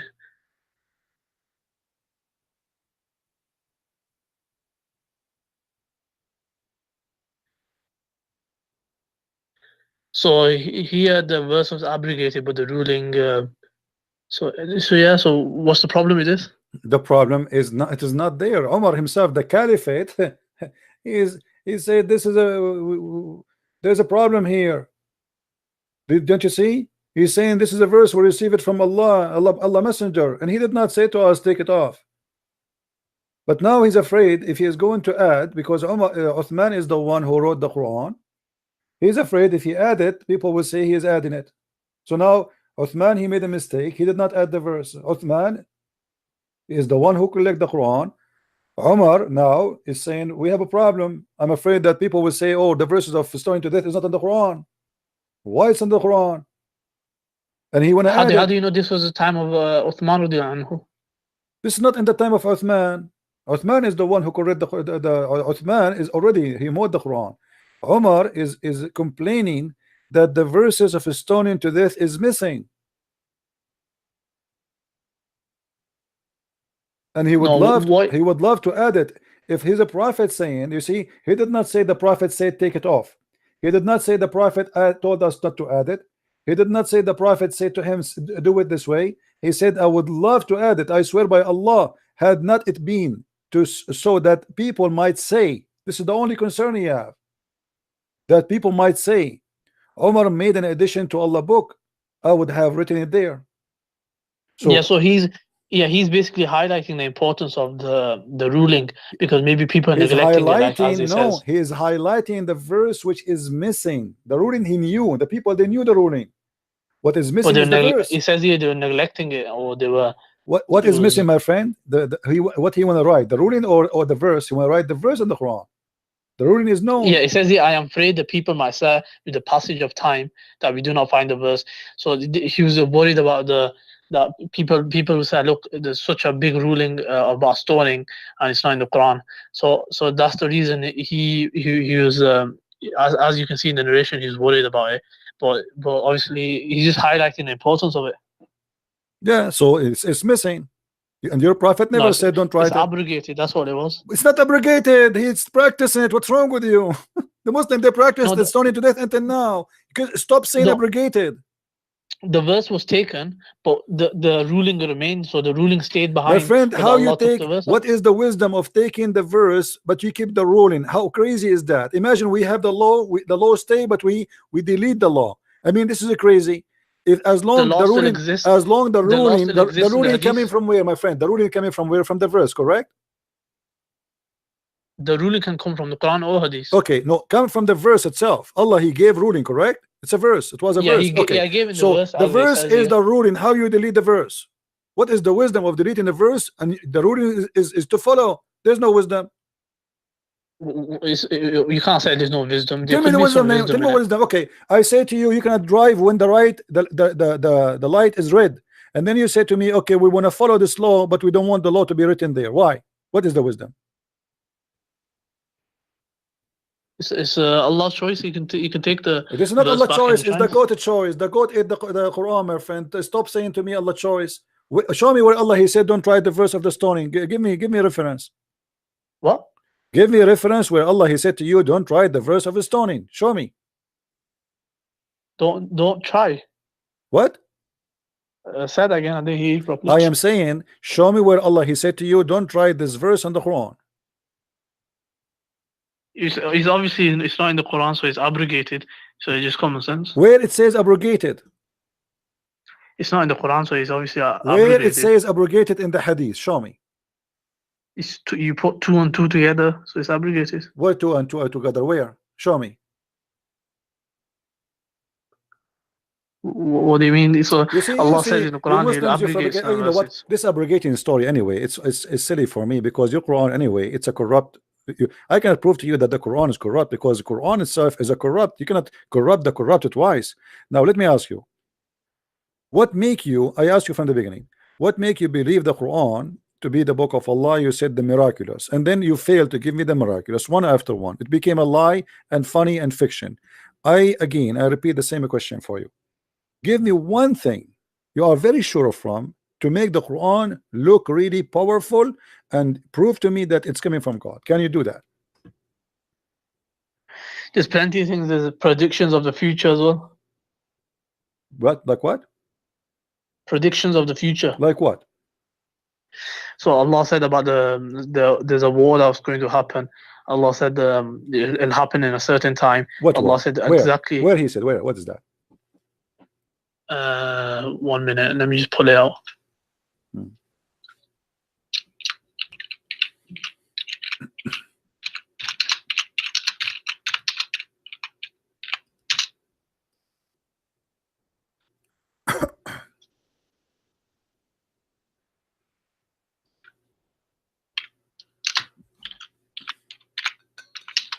So it's regarding Romans beating, I think, the Persians Okay, or something. find it so we can laugh together. Let me get some water. Go ahead, take your time.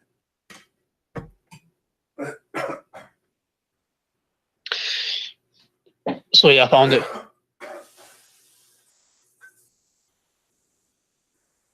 Yeah, I found it. Yeah. So the verse is in 30, Surah 30, 1 to verse 1 till 6. So this is a prediction of the future that Allah has made, and no human could know this. Only Allah could know this. Sorry, I was away. What you said? I said this is a prediction of the future. It's in. I'll tell you the verse now. It's in Surah 30, verse 1 till 6, and this proves it can't come from a human. This is one of the predictions. There's many predictions. This is one of the predictions. No, actually, this is very funny because this verse proved to us that Muhammad is a false prophet. Read carefully with me. This is the chapter of the Roman.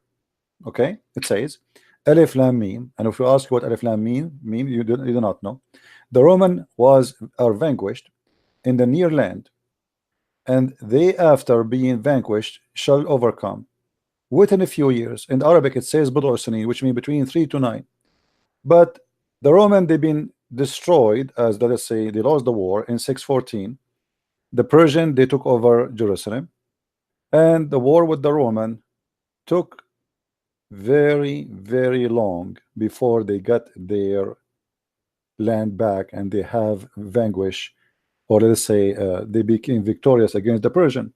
So if we calculate the numbers of where the Roman they lost the first war, the Roman they are fighting the Persian for more than 300 years. So always they lose, they win, they lose, they win. It's a war. The Quran here predict that the Roman will be victorious again, and he used in Arabic the word Bid'u Sinin. And he said something funny, that the believer will be happy, which means at this moment Muhammad, he was considering himself as a Christian because he believed that the Roman are believers and they will be rejoicing. But when Muhammad, he says in few years, he explained that he is a false prophet because the Roman did not win in 9 years period. It took them a lot long. If you go right now to Wikipedia, you can search all the fight between the Persian. You can search for the siege of Jerusalem. The siege of Jerusalem. You will find the siege of Jerusalem. This is when the Roman they took over Jerusalem, and this is what the verse in the Quran talking about.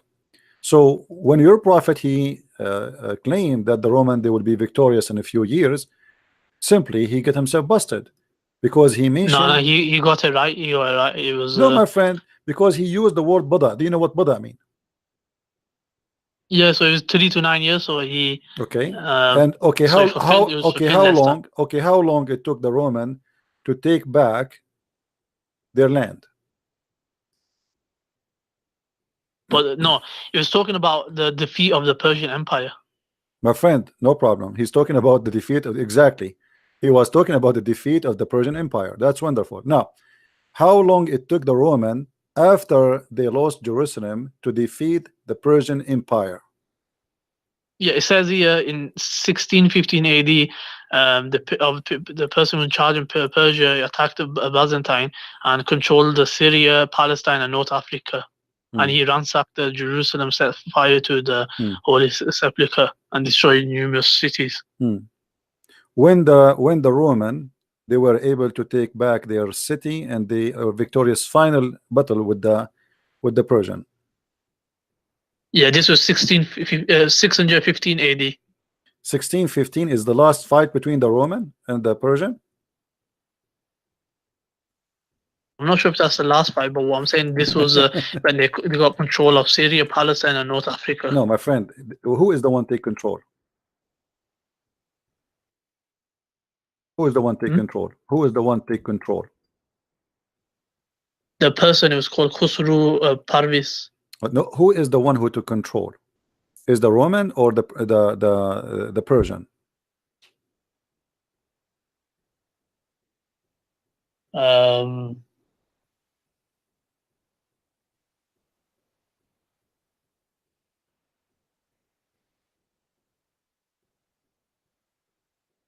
So the Romans. Huh? No, it was the Romans have been defeated. Okay. So, which year the Roman been defeated? Let's go back to zero. Which year the Roman was defeated?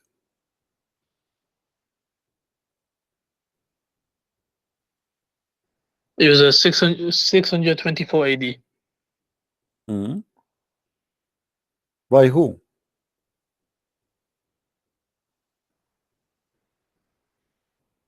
I'm not sure by who was it.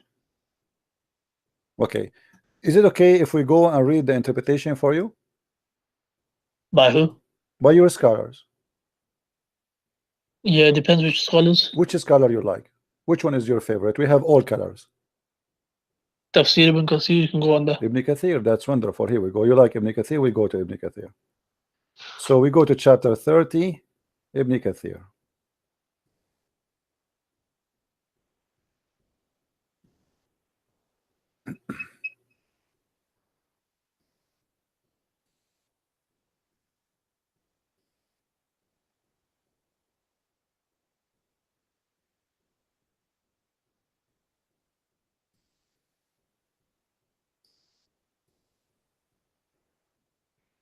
Do you see my screen?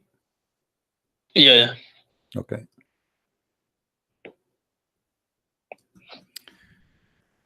This ayat were revealed about the victory of Shabur, the king of Persia. So who is the king who was at that time?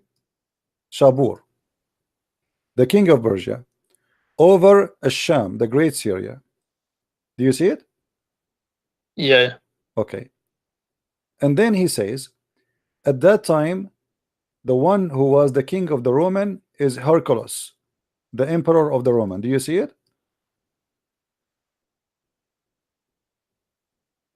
Yeah. Okay. So now if we go and we find when this person was fighting with the Persian, that will make it simple for you.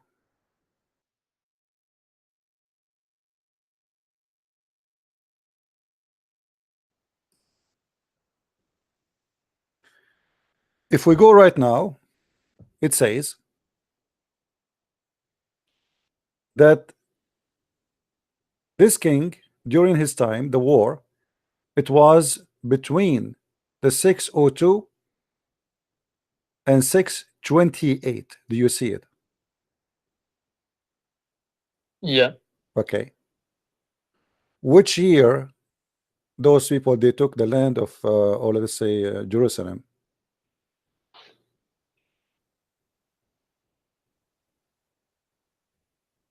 Can 624. you read the screen? So on the screen it says 602 to 628. Okay. So simply, if they lost Jerusalem in 614, and then it took them until 628 to be victorious, is that a few years? I'm not sure what battle, whether this is accurate or not. You see, I'm not, I just search and etc. and it's there. I am not a scholar in history. I just search. You can search the same as I did. It says here that in the year 627, Hercules invaded the heartland of Persia. Do you see it? Let me zoom in.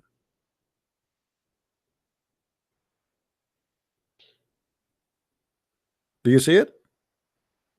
Yep. Okay. So the defeat of the Roman happened long after the 9 years Muhammad was expecting.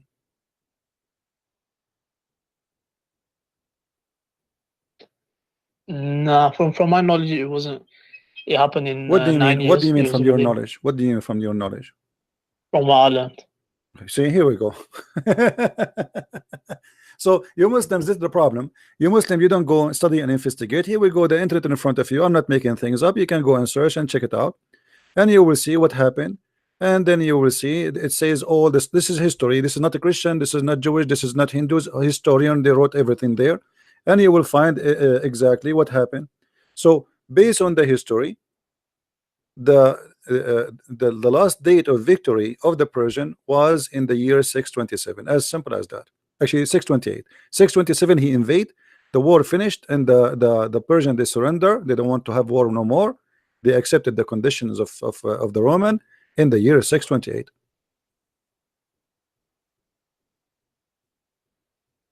So your prophet gave a false prophecy.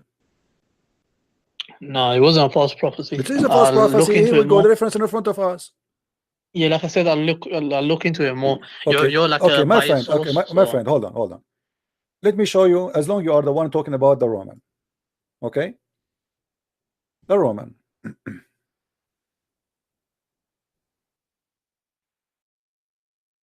You're a prophet. He prophesied about the Roman, and he said that the Roman, they will be the majority of mankind. So the Roman, they will be victorious, and they will be majority of the mankind. Read with me carefully. I heard Allah Messenger, peace upon him, saying, as he's saying, the last hour would come when the Roman would form the majority amongst the people. Do you see it? Yep. Okay, is that a false prophecy or not? No idea. It's not false. If What do you it's, mean? if the prophet said it, Where it's is the not false, Roman so now? Where we can find the Roman? Was Romans not Christians? The Roman are not the Christians. The Roman are Roman, my friend. I am not Roman. Roman are people, are not. It's not a religion. What Arabic word was used for Romans? What? What word was used for Romans in Arabic? Rome. The Rome. This is their name before they became a Christian. They used to be pagan. Their name is Rome. They became a Christian. Their name is Rome. The name did not change. The Rome have nothing to do with the religion. So the Roman have nothing to do with religion. So your prophet here is prophesying that the majority of mankind will become Roman. So here we have two prophecy from your prophet about the Roman, which is false, proving Muhammad to be a false prophet.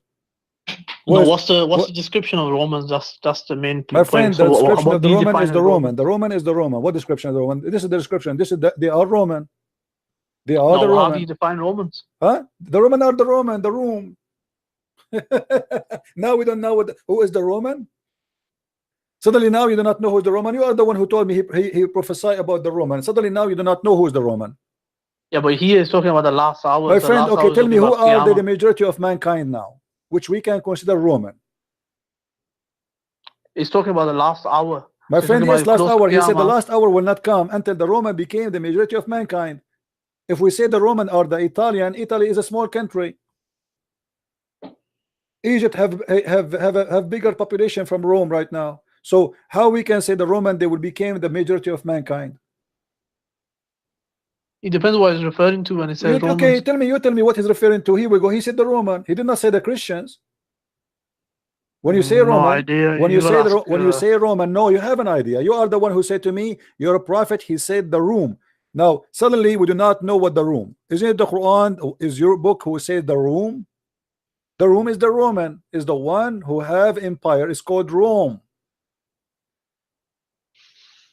So No, it depends what it's referring to. here we go. You keep saying depend what is the first. So now your prophet he gave us wrong history. What about your prophet? He says that a Samari he was in the time of Moses. How your prophet he makes such a mistake? As long you are talking about history and etc. How a Samari was exist in the time of Moses? This is a stupid mistake. But as I said, what is there a narration? It says here in the front of all those verses. It says chapter 20 verse 85, chapter 20 87, chapter 20 95 is speaking about the person is called the Samaritan. The Samaritan he spoke to Moses. How in the world this has happened? Your prophet, you do not know history. He is making things up and he is exposing himself, and everybody who read this, he laugh. This is beyond stupidity. This is not only a mistake, this is stupid. It's like saying No, to you know, you'll be stupid, imagine I say to you now, Trump, he spoke to Hercules. People will laugh at me. What does Samaritan have to do with Moses? Samari is a phrase used by Quran to refer to a rebellious follower of Moses. No, who the created the Samari are people, my friend. The Samari are people. They are people. A Samari is one of the people. They are people who group. They are named this way for a reason. You can go and search. So when you're a prophet, he say that the Samari he spoke to Moses and the people of Moses, then that's silly and that's stupid. Now, that's silly and stupid. Yes, it is silly because this is not the time. It's the same as when he said that Haman, he was the minister of Pharaoh. Haman was not the Egyptian. Haman was an Iraqi. Was Haman a title? Haman is a name, not a title, according to the Quran. And this is not an Egyptian. The Quran even speak about the Pharaoh. He ordered Haman to build the Tower of Babel, or Babylon, in Egypt. But the Tower of Babylon is in Iraq, not in Egypt. The Pharaoh said to Haman, build for me a tower so I can see the God of Moses. But this is not about the Pharaoh. This is about the Babylon. Your God is messed up God. Everything in the history, your God, he said that Mary is the sister of Aaron. Mary is not the sister of Aaron. When the Jews they get Muhammad busted, he said, oh, they used to call them by their great ancestor. But Aaron, that's the explanation. But Mary, she is not from the ancestor of Aaron. She is not from the same tribe. But look, this is what happened. Moses and Aaron, they have a sister. Her name is Maryam. If I ask you, what is the name of the father of Moses according to Islam? Can you search Google? Abu? What is the name of the father of Moses according to Islam?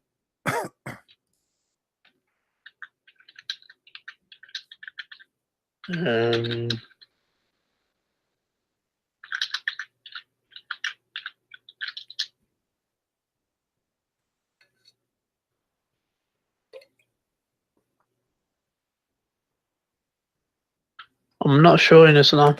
Search. I can give you the answer, but I want you to find it yourself. The name of the father of Moses according to Islam is Umran. Search. It's coming up as Amran. No. I want you to find it yourself. I don't want you to say could be. I want you to be sure. I don't want you to say I'm making things up. I want you to be sure that this is what it says. Did you find it? No, it's just showing in the Bible. It says Amram. No, in the Bible it's not. In the Bible, it says in the Jewish scripture, the father of Moses and Harun is Amram in Exodus. Amram, not Amram. Amram. So as you see, you're a prophet. He went from the Jewish book. He found that there's a guy. He is the father of Moses. His name is Amram, but he thought it is Umran. So he told the Muslims that Mary is the daughter of Umran and Moses is the son of Umran and Aaron is her brother. How he is a prophet of God and he makes such a stupid thing? So you're saying the letter? It's not about the letter only. He makes the name because both of them Let us say the name was not Umran in the Bible, was Umran. This is a mistake for first of all about the name, but no problem, let it go. But how your prophet make Umran or Umran the father of Mary and the father of Moses in the same time, and how he say that Mary is the sister of Aaron? How he is God, but he makes such a mistake? It's basically a family, so it's like a family My tree. friend, they are not from the same family. What family? There's thousands of years between them. The same father they have for Mary is the same father of Moses. It's basically a piety family tree where they all. My friend, they are know. not even from the same tribe. Mary is not from the tribe of Moses. What family? So there's hundreds and hundreds of years between them. They are not even from the same tribe. And then suddenly Mary, she became the sister of Aaron. How this happened? And Amran is the father of Mary and the father of Moses and the father of Aaron.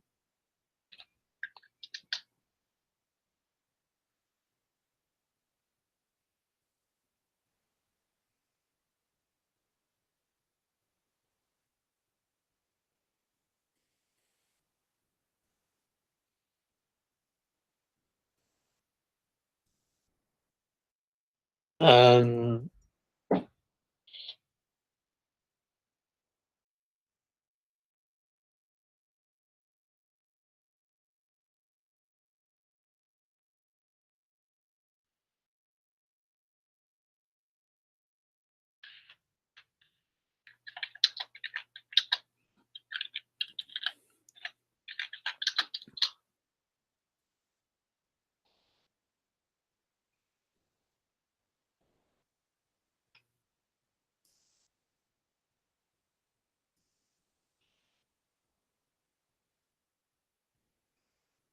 What do you say, my friend?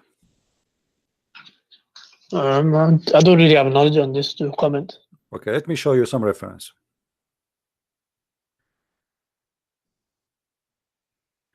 This is the book Al-Kamil fi Tarikh, written by Ibn al-Athir. This is your scholar. Volume number 1, page number 150. The story of Moses, peace upon him. He is Musa, the son of Umran. Do you see it? Mary in the Quran, she is the daughter of Umran, and she is the sister of Aaron, and Aaron is the brother of Moses. All right, my friend, anything else you want to show me to prove the Quran? Until now you failed to prove me anything about the Quran to be from God. Everything you said to me, it was a disaster. Do you have something more, something stronger than what you have? There's plenty of things. Like what? One of the, what do you call it? There's no contradictions in the Quran. There's no contradiction in the Quran. Is that right? No. Okay. Well, let us see if this is true. Which one Allah created first? The trees or the stars? The trees, the grass, the substance, the water, or the stars? Don't know. Try.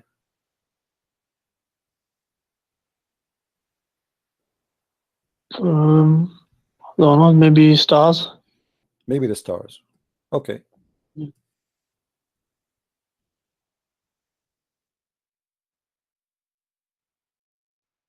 So according to you, Allah created first the earth, right? Sorry, the stars, the sky. No, from the two you just gave me. Which one Allah created first? What, from the two options you just gave me? Okay, which one He created first? When you say the stars before the water, so what does that mean?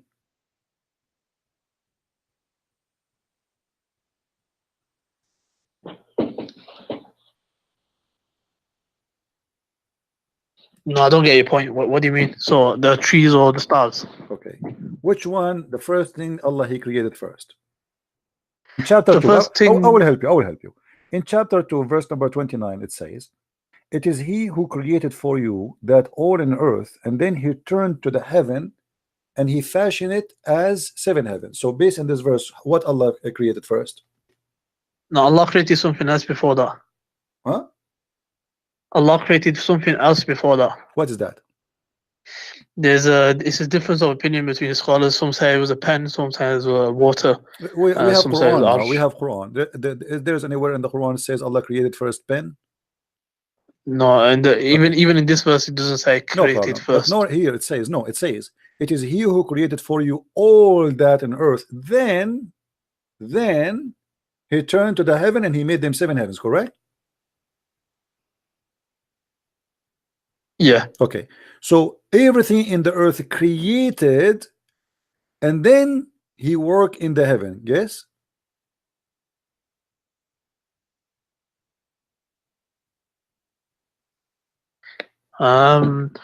Is he who created for you all that is in the heaven, then then turned to the heaven and fashioned it as 7 heavens. It's not necessarily it's gonna be in order like that. So it could be just Allah telling us that this is how he did it. I know this is how he did it. I'm asking you, my friend, what's wrong? Don't be nervous. So what Allah created all first? The earth, everything in the earth, or everything in the heaven based on this verse? I'm not sure. So it depends on My friend, how if you is want to it play how is games, Tumma used. okay, you see, there's no point of The me different talking way to you. that If you want to Tumma play can be games, I mean, used. don't tell me you're not sure. The verse in front of you, it's very simple. It says, it is he who created for you all that in earth. Then he turned to heaven and made them 7. So what do you mean there is not sure? Depends on what does Okay, it my mean friend, here. thank you. Depend for your game. I'm wasting my time with you. Depend. What depend? It's in front of you. Depend. Honesty is a must. If you want to talk, I can be patient with you as long I feel that you are not playing games with me. The second you start playing games, I will dump you. There's no point. Have fun. The Quran is the book of contradictions. In this verse here, Allah claimed that he created everything in the earth, and then he started working in the heaven and he made them 7 heavens. But this is totally different from what in chapter number 41.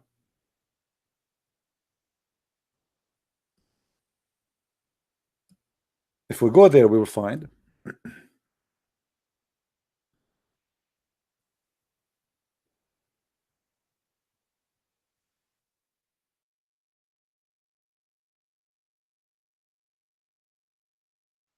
let us go first to chapter 79.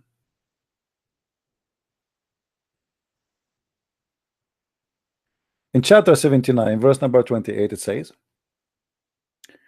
on high has he raised its canopy, and he has given it order and perfection. It is night doth he endowed with darkness, and splendor doth he bring out with light. And the earth, moreover, fast translation, it says after that. Change the translator just to show you how they lie. That's why we cannot trust a Muslim translation. It doesn't say moreover. And after that, look, we changed the translator. Look what happened after that. And after that, he spread the earth. And then after that, he proceeded the water and its substance. And after that, he made the mountains. And after that, he created the animals. And so what we learn from this? That he created the sky, he finished it. He made the day and the night, which means he created the stars. As you see. And then after that, he started working in the earth. But in chapter 2, Allah created first everything on earth, and then he went to heaven. Not only that. If we go to different verse in the Quran, you will see it says the following. Here, this is some Muslims here. They say the word dahaha mean he made it like a circle, but the fact it says made it flat. Read carefully with me here.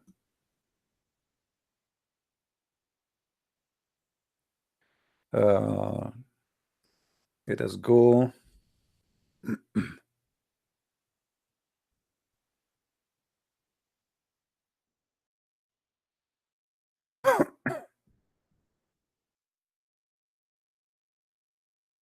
Never waste your time with somebody who wanna play games. There's no point. Read carefully with me here. Say, O Muhammad, into the idolaters disbelieve. You verily in him who created the earth in 2 days, and ascribe into him reviles, and he is the Lord of the world. Okay, thank you. He placed therein firm hills rising above it, and he pleased it and measured therein all sustains in 4 days alike. So Allah, he created, after he created the earth in 2 days, took him another 4 days to create all things in the top of the earth, water, trees, grass, etc. Then he turned to the sky and it was a smoke, which means there was nothing. But this is contradiction for chapter 79.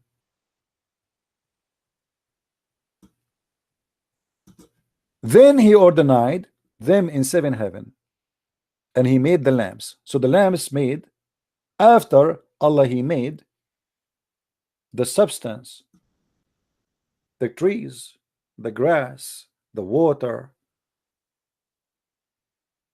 When the grass and the water is done, the heaven was just a smoke.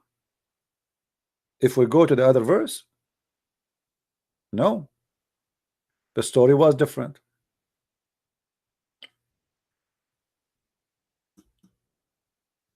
Let us go to the verses. As you see here, he created everything for you in earth. Then he went to the sky and he made them 7. In the other chapter, he created everything in the sky, and then he went to the earth, and then he created the hills and the stuff. Which one is accurate?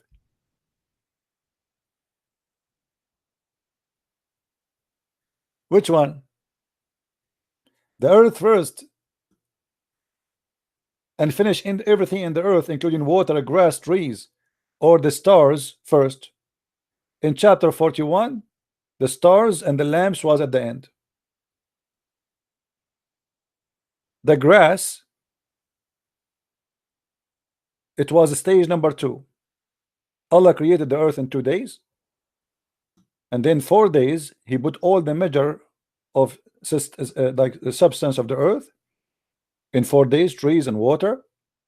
Then he went to the sky was a smoke, which means at this moment there was nothing in the sky. And then he created the stars, and he put the lamps, and he made the day and the night.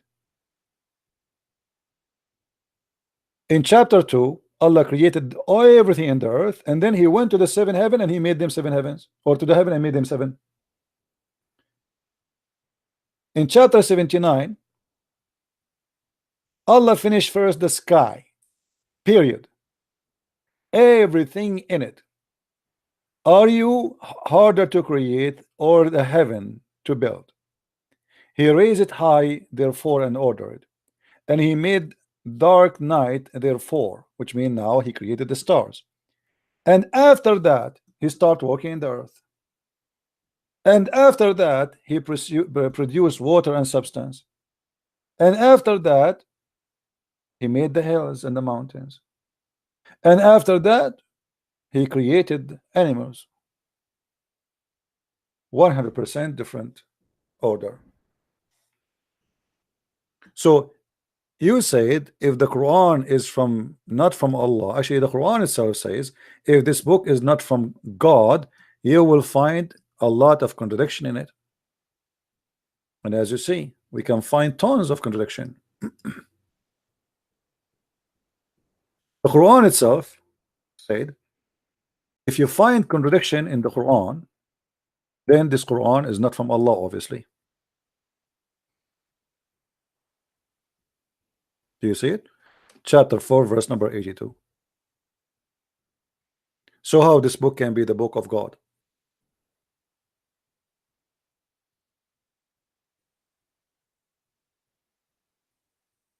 Your God cannot remember which one he created first, the trees or the stars, the water or the stars, the grass or the stars.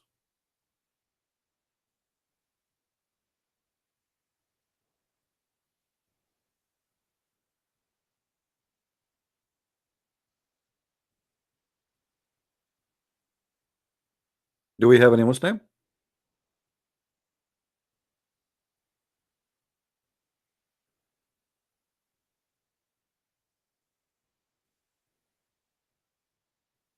So anywhere the Muslims they go, it's funny, it's stupid, and we are laughing. Cannot be the book of God.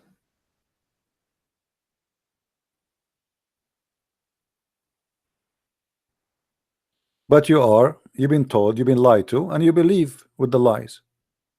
Otherwise, as you say, we challenge the Muslim. Okay, show us where we will go with you from here to there. The Quran was preserved. We will find that the Quran is a joke. And even the Muslim today don't have the Quran of Uthman. They have recitation of a guy. His name is Hafs, and according to Muslims, Hafs was a fraud. Hafs, he learned from the Quran from his father Asim. Asim was a fraud too, according to Muslims, not to me. To the point, Hafs and Asim, both of them, their hadith is rejected. Not da'if, it's totally rejected. Because da'if hadith, by the way, is accepted. So the second you hear hadith reported by Asim or by Hafs, the Muslim, they dump it in the garbage. It's totally a lie, not da'if. They lie to you, they say da'if, it means it's a lie. Da'if is accepted, it means it has a rank. As what his name, this guy, the Sheikh Hamza, he says it not funk, it pass. Hadith da'if. These days there's attack in da'if hadith. In fact, da'if hadith did not funk, it pass. So he was saying to the Muslims, stop being stupid and keep saying da'if, da'if, da'if. You don't even know what da'if means. Da'if, it means it's good. Who said to you that da'if hadith is bad?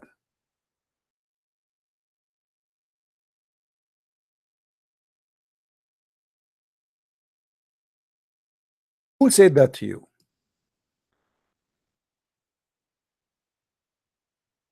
Where do you come with the conclusion of da'if hadith is bad? Why? Who? Where? Greater than in a Hasan or a Sahih. So how did the ulama deal with that?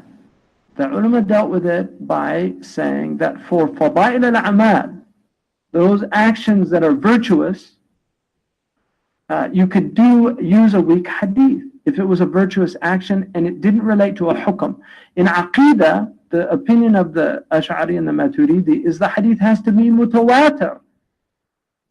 That you can't, that's why a hadith like the Nur al-Muhammadi, which is a ahad hadith, is not used in Aqidah. Or the hadith that tu'arad alayya a'malukum, or a'malu ummati in al-Bazar, which is a sahih hadith. So the ulama don't reject weak hadith. They don't. And so this argument against the weak hadith is a weak argument. The argument against the weak hadith is a weak argument. Did you hear it? I like that. The argument against weak hadith is a weak argument. The weak hadith is a weak argument. Weak hadith. Muhammadi, which is a ahad hadith, is not used in Aqidah. Or the hadith that tu'arad alayya a'malukum, or a'malu ummati in al-Bazar, which is a sahih hadith. So the ulama don't reject weak hadith. They don't. And so this argument against the weak hadith is a weak argument. And well, thank you very much. Nice to meet you, Mr. Strong Sheikh.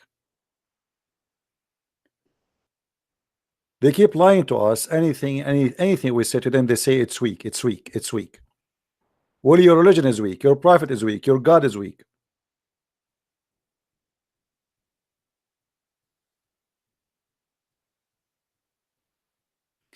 No, today we will not explain about Alif Lam Mim because we have many hours already and it's time for me to go, my friend. I'm here for how many hours? We passed the 3 hours already. So I want to say thank you guys for being here. I hope we did learn good today. And feel free to download my videos, cut them pieces, share them around, educate your friends about how Muslims. And you notice that we don't really hit hard when we speak to Muslims, even the one they claim to be like ustaz, like the guy from Nigeria, because as you notice, all of them are a bunch of ignorant. So I talk to them as a bunch of kids. Honest to God, when I speak to Muslims, I treat them as if I'm treating a person is a nursing room, because I know their knowledge is limited. Even the guy who wear a suit from Nigeria, scamming the people, taking their money, he do nothing for a living except speaking about Allah, but yet he do not know how to read his book. He do not know how to read Arabic. He do not know a very simple question to answer, yet he claimed to be ustaz. And the funny, he put in the front of his name ustaz. Ustaz. I like it. I never put in the front of my name ustaz. You call yourself ustaz because you are self ustaz, like your prophet, self-prophet, self-proclaimed. People should call you ustaz. People, they should call you master. You don't call yourself, you idiot. If you call yourself master, people will laugh at you. People should say you are a prophet because you prophesy, not you saying about yourself a prophet.